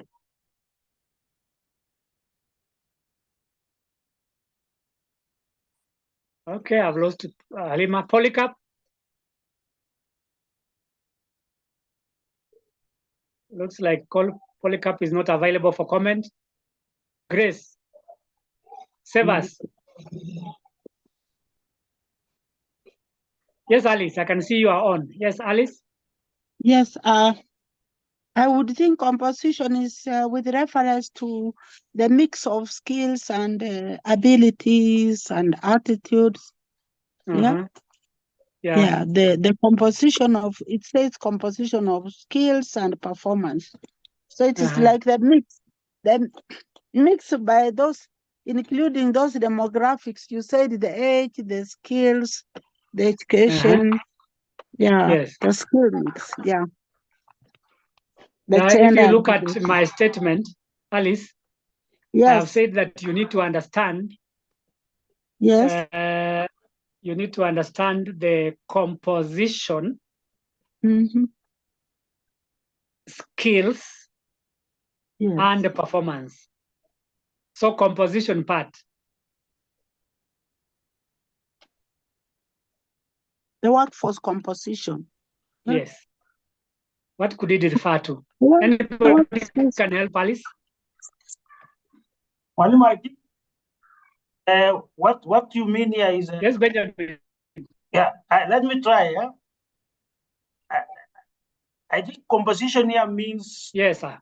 when, for example, when we are talking to HR department, for example, what is composed in HR department is like Yes. the HR experts or consultants, Yes. or when it's since the Yes. sales team, the best or the marketers. Yeah, I think that's what you say. That's what you. Yeah. Yeah, thank you, Benjamin.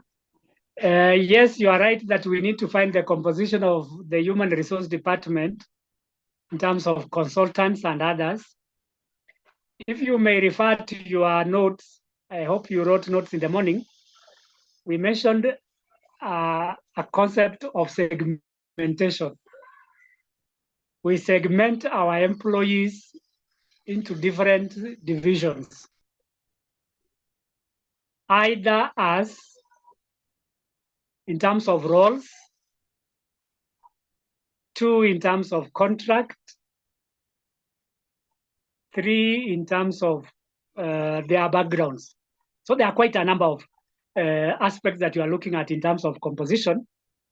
We also looked at the demographic composition. So what are the demographics here?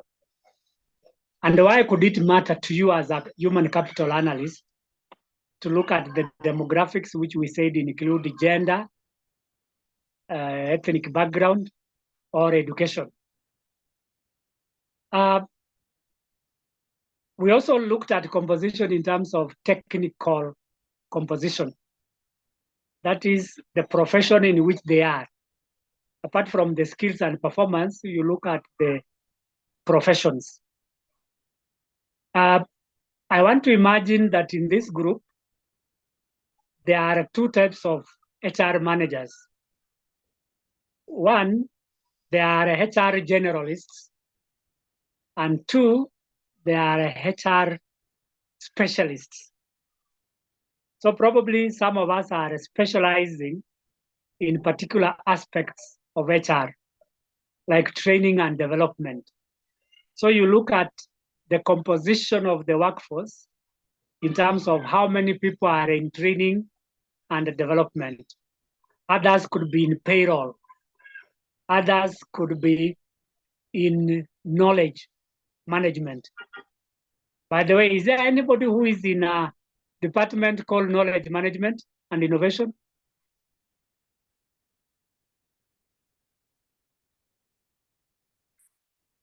Anybody? Virginia, you have knowledge management component within HR? No. No, you don't, eh? Yeah, we need knowledge managers as well.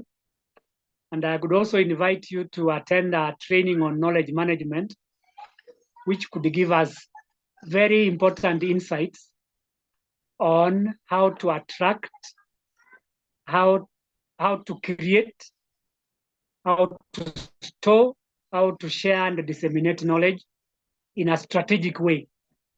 Because now that we are talking about strategy, we need strategic knowledge management. So you are welcome to this knowledge management certification. Be on the lookout when it is on offer. The other one is skills and performance. People have different skills in different areas. Some have communication skills. Others have interpersonal skills. Others have technical skills in their areas. And all this also lead to better performance. So based on this analysis, you identify gaps. I don't want to talk about gaps on this slide, but I want to move to the next slide, which talks about the gaps that I'm referring to. And that is the slide there. Forecasting future workforce needs, and where you will be basing your forecast on the current and the future human resource requirements,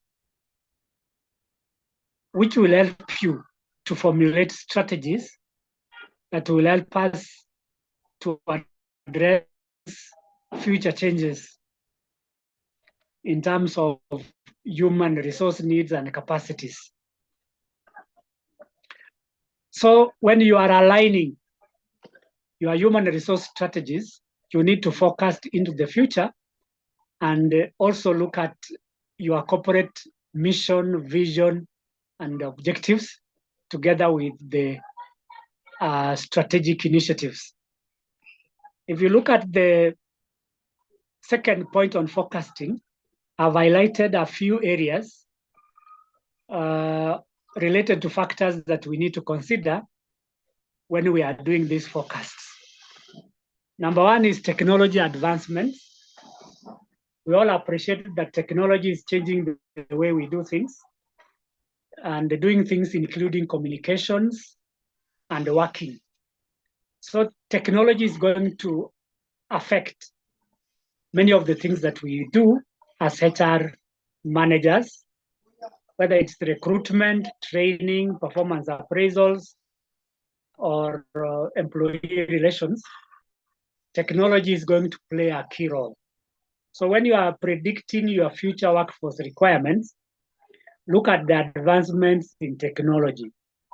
So these advancements help us to determine what kind of skills will be required in the future.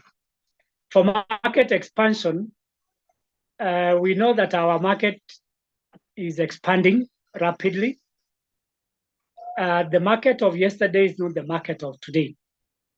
For instance, talking about EAC.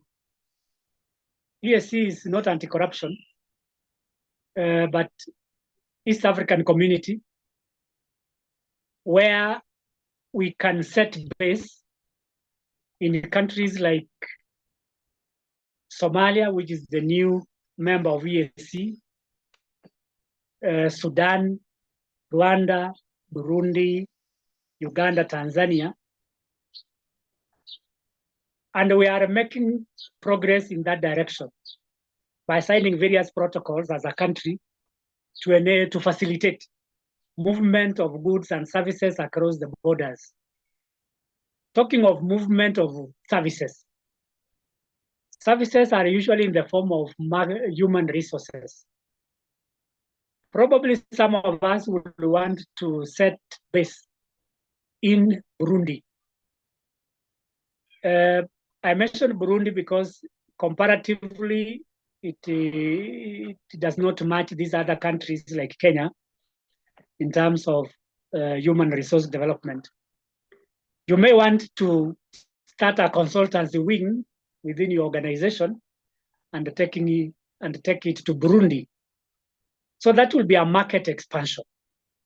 So when you are focusing your future HR requirements, and one of which is opening a branch in Burundi, you look at what type of skills you will require in Burundi in order to conduct this consultancy. So the market is big, not only in East Africa, but globally. As they say, markets are like the ocean. It is about us positioning ourselves in this blue ocean and catching as much fish as possible, because the sea never dries. If it dries, then opportunities will cease to exist. So there are many opportunities out there that we can take advantage of by way of expanding into those new markets.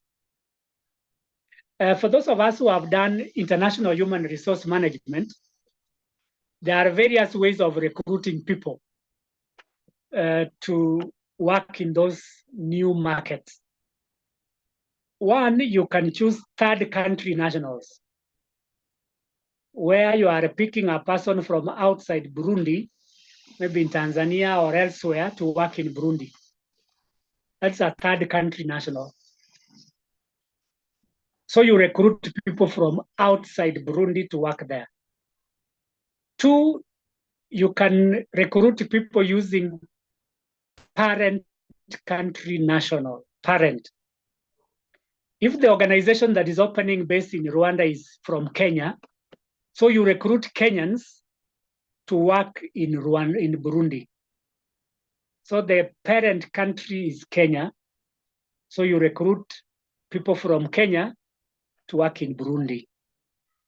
And then lastly is the host country nationals, host country. Rwanda is the host country, or Burundi is the host country. So you recruit Burundians to work in Burundi for your company. And this is very important for two main reasons. One, to create a friendly environment for acceptance. And two, to create employment in the host country, especially for lower level cadre employees. Because I know different countries have their own legislations which require that lower level employees should not work in foreign countries because the host countries can provide them. So if it's cleaners, if it's operators, they can be sourced from within Burundi. So we are talking about forecasting with respect to recruitment and the selection and the strategies you can use to hire people, either from third countries, from host country, or from parent country. Next is develop different strategies to address those future demands and forecasts. One is talent acquisition. Basically, that means bringing on board people who are qualified to deal with these changes in markets, technology, and regulatory changes. Secondly, we can talk about training as a strategy. Where you have a deficiency in skills, you train people. And there are various methods of training. I will invite us to mention very quickly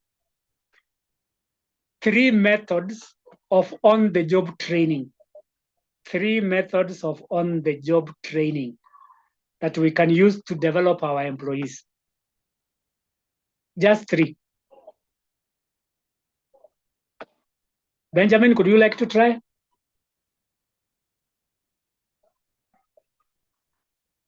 On-the-job training methods or strategies. Benjamin is not within reach. Yes, Benjamin, go on. Yes, Benjamin. What do you want me to respond, Morning? I'm asking if you can give us one on-the-job training method, or even 3, which we can use in organizations.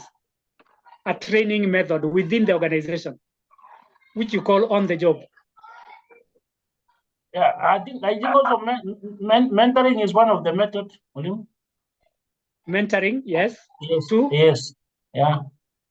And also assigning the employee to the senior or the person who understands the job.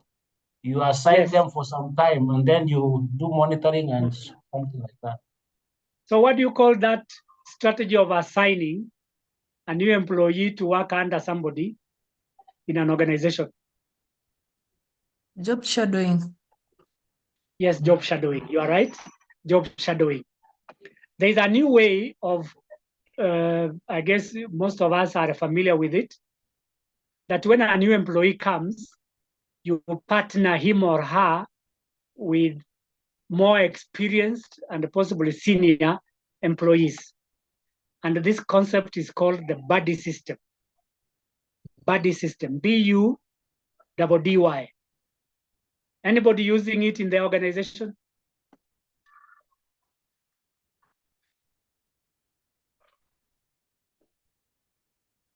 I think we are currently using, especially the interns which we were given the other day. So we partner them with the colleagues in the specific departments. Yes. Yeah, that's correct. That's part of onboarding and induction, which is the first training that people get on the job. Grace also mentioned where I job work, we have yes. Go on. Sorry, Mwalimu. Job Also rotation. where we work. Who Millicent, is it you speaking or Grace? I said job rotation. Yeah, job rotation. Also workshop and right. seminars. Yes, workshops could be off the job. That's not within the organization.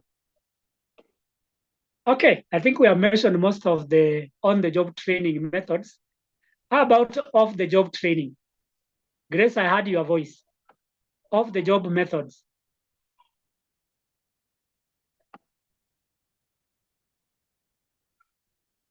Any reaction?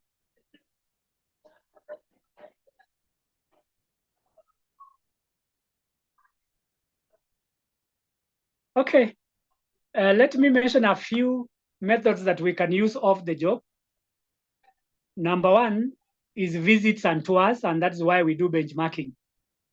You can visit other organizations to learn their systems and the ways of doing things. I believe some of us have done that before, and that could be a good learning experience. Secondly, you can do case studies, where you pick an organization that has succeeded or even failed, and then you learn from them. So case studies allow you as an organization to identify best practices used by successful organizations. So if you are in the telecommunication industry, probably you could benchmark with the 3 giants in the market. One is Safaricom, another one is Telecom, and the other one is Airtel. So by visiting and rather by picking a case study, you will be able to learn how they have done it and what makes them successful. Another off-the-job training is what Millicent mentioned, is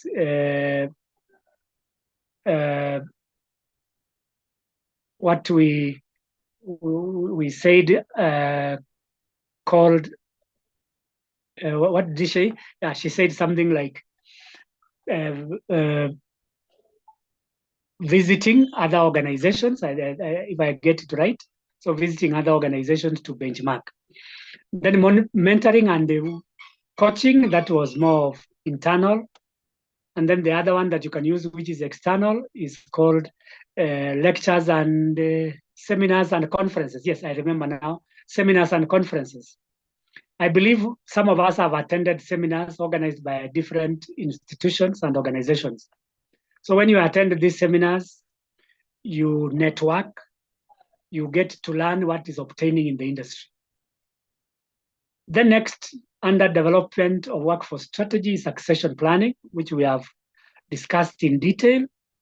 So to summarize on succession planning, we are preparing people for future positions. So one of the ways of succession planning is to create talent pipelines where people are skilled and knowledgeable can grow within the organization through promotion, through assistant positions, through delegation. And then retention strategies. We mentioned this in the morning. There are ways of retaining people. One is ensuring that your reward system is internally equitable and externally competitive. Secondly, ensuring a conducive work environment. Thirdly, is providing the necessary tools and equipment. Fourth is participation and involvement, among other strategies that we mentioned. Next is a continuation of the process of aligning our human resource strategies with the corporate strategy. Is now, after developing those strategies, if I may take us back to the next slide. This was developing workforce strategies. These are the strategies, among others, that we are implementing in the next slide, implementing or executing the plans. So the first thing you do is to develop a detailed action plan, which gives clear timelines, responsibilities, and resources required. If it is this strategy that I mentioned, like talent acquisition, so in the implementation, you should be developing an action plan for talent acquisition. So you will ask yourself when the timeline is. Number two, who will attract this? And three, which resources do we require, such as financial and physical resources? And then part of implementation is change management. Sometimes some of the strategies that we pick or we formulate, allow me to take you back to the strategies. One of the strategies here is succession planning. So if that is our strategy, that succession plan implies a change in position and a change in responsibilities. In order to avoid resistance, we need to prepare people for this change. And there are several ways of managing change, one of which is to communicate the change. Two is to involve employees in the change process. And three, make the change as gradual as possible. Because if the change is sudden, then it might shock the system. And nature does not like shocks. The moment there are shocks that nature cannot entertain, then it breaks, the system breaks. So what shocks can happen here in succession planning? Suppose you promote all the mid-level managers to senior positions. That is a crisis that is brewing. Why? Because one, you cannot accommodate all the mid-level managers in senior positions.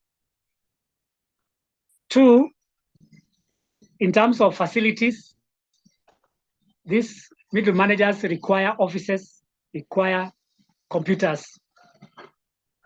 Three, these senior managers will require support staff, like secretaries, to work in their offices. Those are shocks that will come into the system if you are to suddenly promote people all at once. And then part of implementation is the resource allocation. We can't do without resources.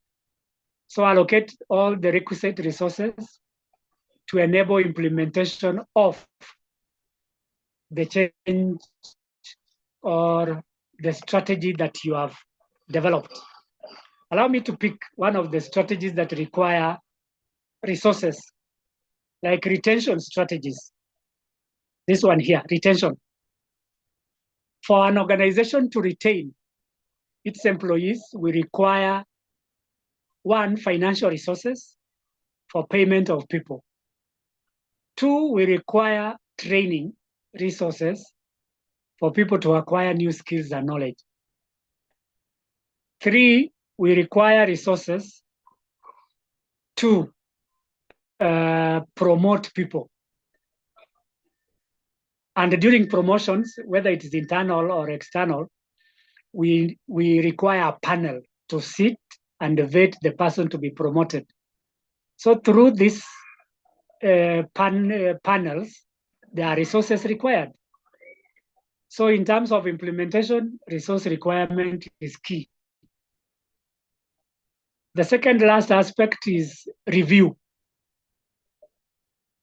As we have said from the morning, every process has a review mechanism where you are identifying gaps in terms of achievements in the plans that you implemented. So regular reviews are important so that we know where we have succeeded and where we have failed. Two, adjusting the plans. Where there are deviations, especially gaps, we make adjustments. And here is where I want to ask a question so that we can react to it. I'll take you back to my other slide. That is the strategies that we have developed here. There are 4 strategies. These are just examples. Suppose you implemented a talent acquisition strategy, talent acquisition. And you have identified a gap in talent acquisition. And this gap is that it is related to attracting, related to shortlisting, and related to selection and appointment. Suppose you made a mistake or there was a gap in the appointments. Somebody was given a wrong job and therefore they are not assisting the organization to achieve its corporate strategies. So what the question I'm now asking in terms of remedies, the next slide, which adjustments can you make in the selection of the talent that you acquired? Which adjustments? Any reactions?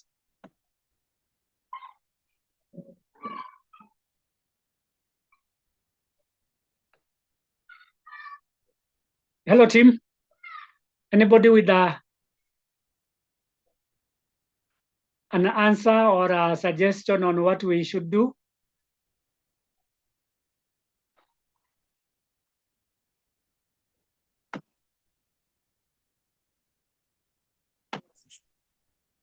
Florence, are you there?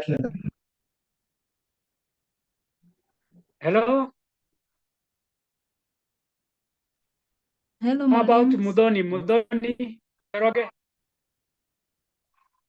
Sorry, is Mudhoni speaking?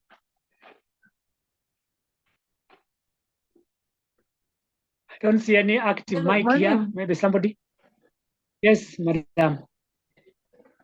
You're talking of an I can hear you. adjustment that you'd make when you have already appointed somebody. Yes, you have already employed somebody.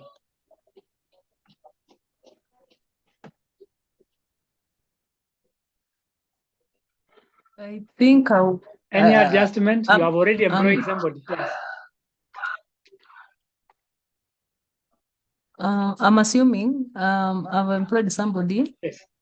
And this Yes. person is on probation. So I will wait until the probation ends. Yes. Then I assess the performance.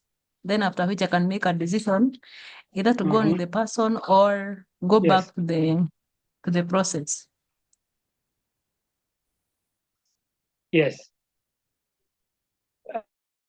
That is one way of addressing a misallocation of talent. But suppose the person you hired has certain skills that you may need in the future. What do you do?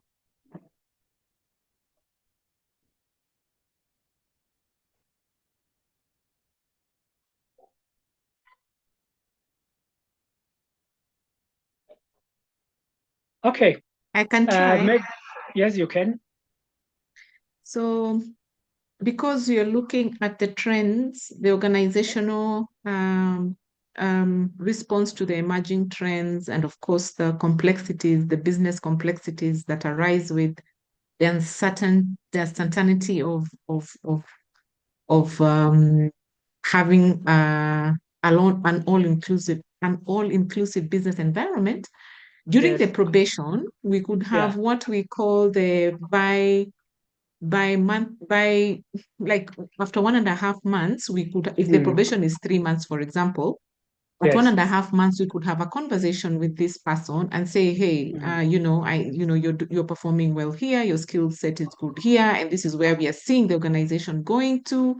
So would you be interested? Because your skill set, we feel, will be better placed in this area. So would you be interested?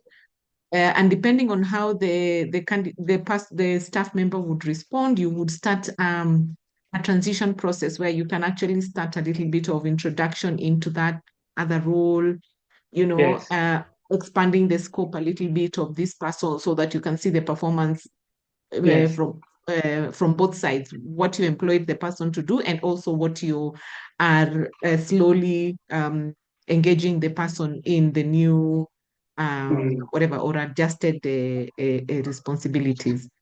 So it's a lot more about just communicating, engaging with this person on their career growth, especially if they're still at the entry level or mid-level. And that way you kind of buy into them because they see that you are very interested in their career growth, in their progression in the organization. And so, thank you. Thank you. This must be Rose for that insightful comment.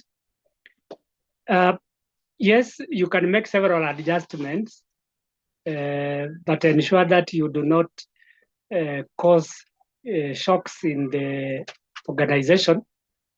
One of which is to, like Rose has mentioned, is to look at it from the employee side. And the second one is to look at the employer side. What is at stake when you have made a wrong decision? One is your reputation as an organization, that you made a wrong selection for the right job. That speaks a lot to the quality of recruitment and selection process that you put in place. So as a way of adjusting from your end as an organization, you review your recruitment and selection strategy and find out where the gaps were and make corrections from that end.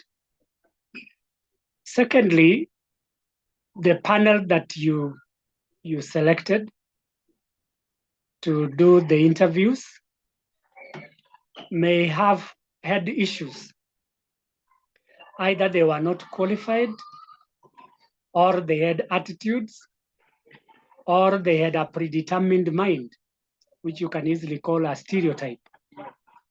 That can affect the final recruitment of your employees if nothing is done about it. Thirdly, it is the method of interview. Many organizations rely on panel interviews, where people are asked certain questions which candidates can easily memorize and answer questions. So there is a need to use a variety as an adjustment plan going forward, a variety of selection interviews, one of which is panel interview, depending on the position.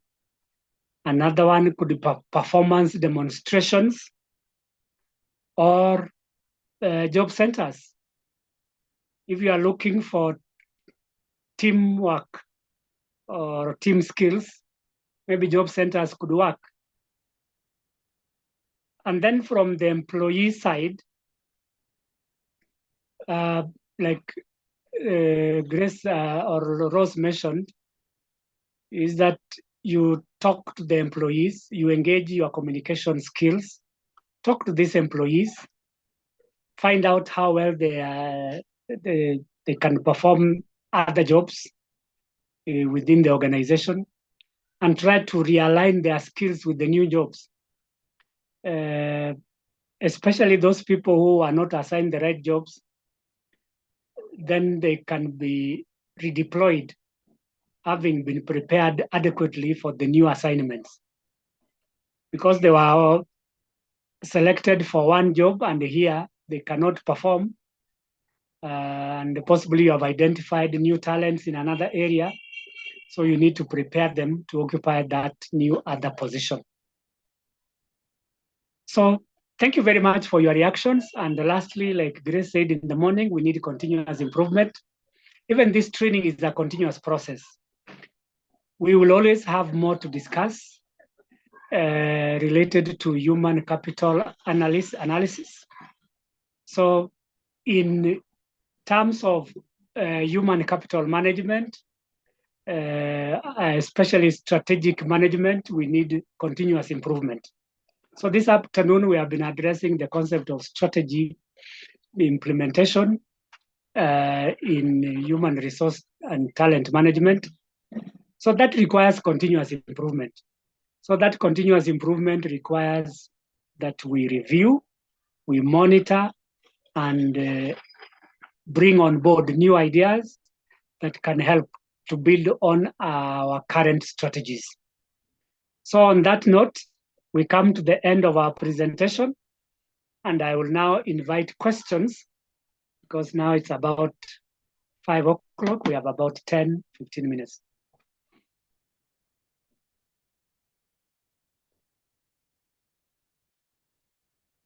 Any questions that you may have with respect to our topic this afternoon, which was strategic management? If I may take you back to the topic. Our topic for this afternoon, which was module 2, is this strategic workforce planning. We have mentioned several aspects related to this. One is succession planning. 2 is talent management and acquisition.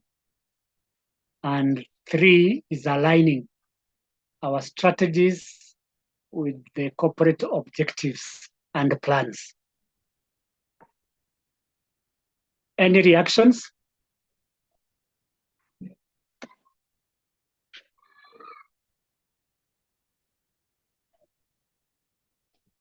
Okay, I'll take it that we are okay with the presentation. And that brings us to the end of module 2. And I wish to thank you all very much for your participation, for your patience with technology here, and also for your insightful comments.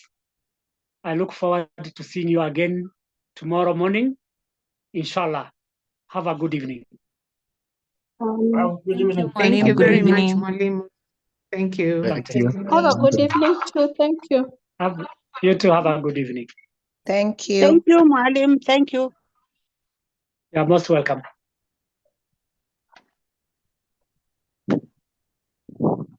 We'll have a quick.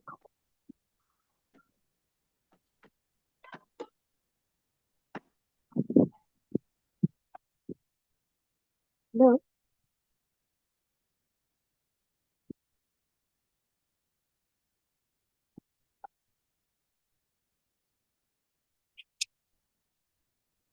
Hello.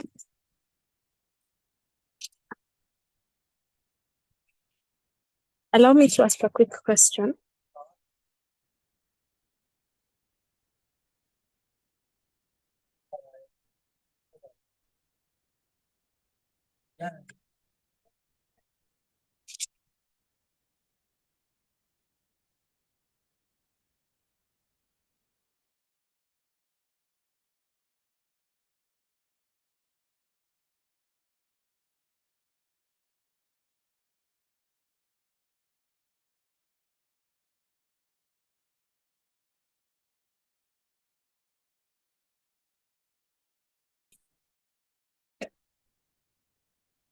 Oh yeah, so thank you.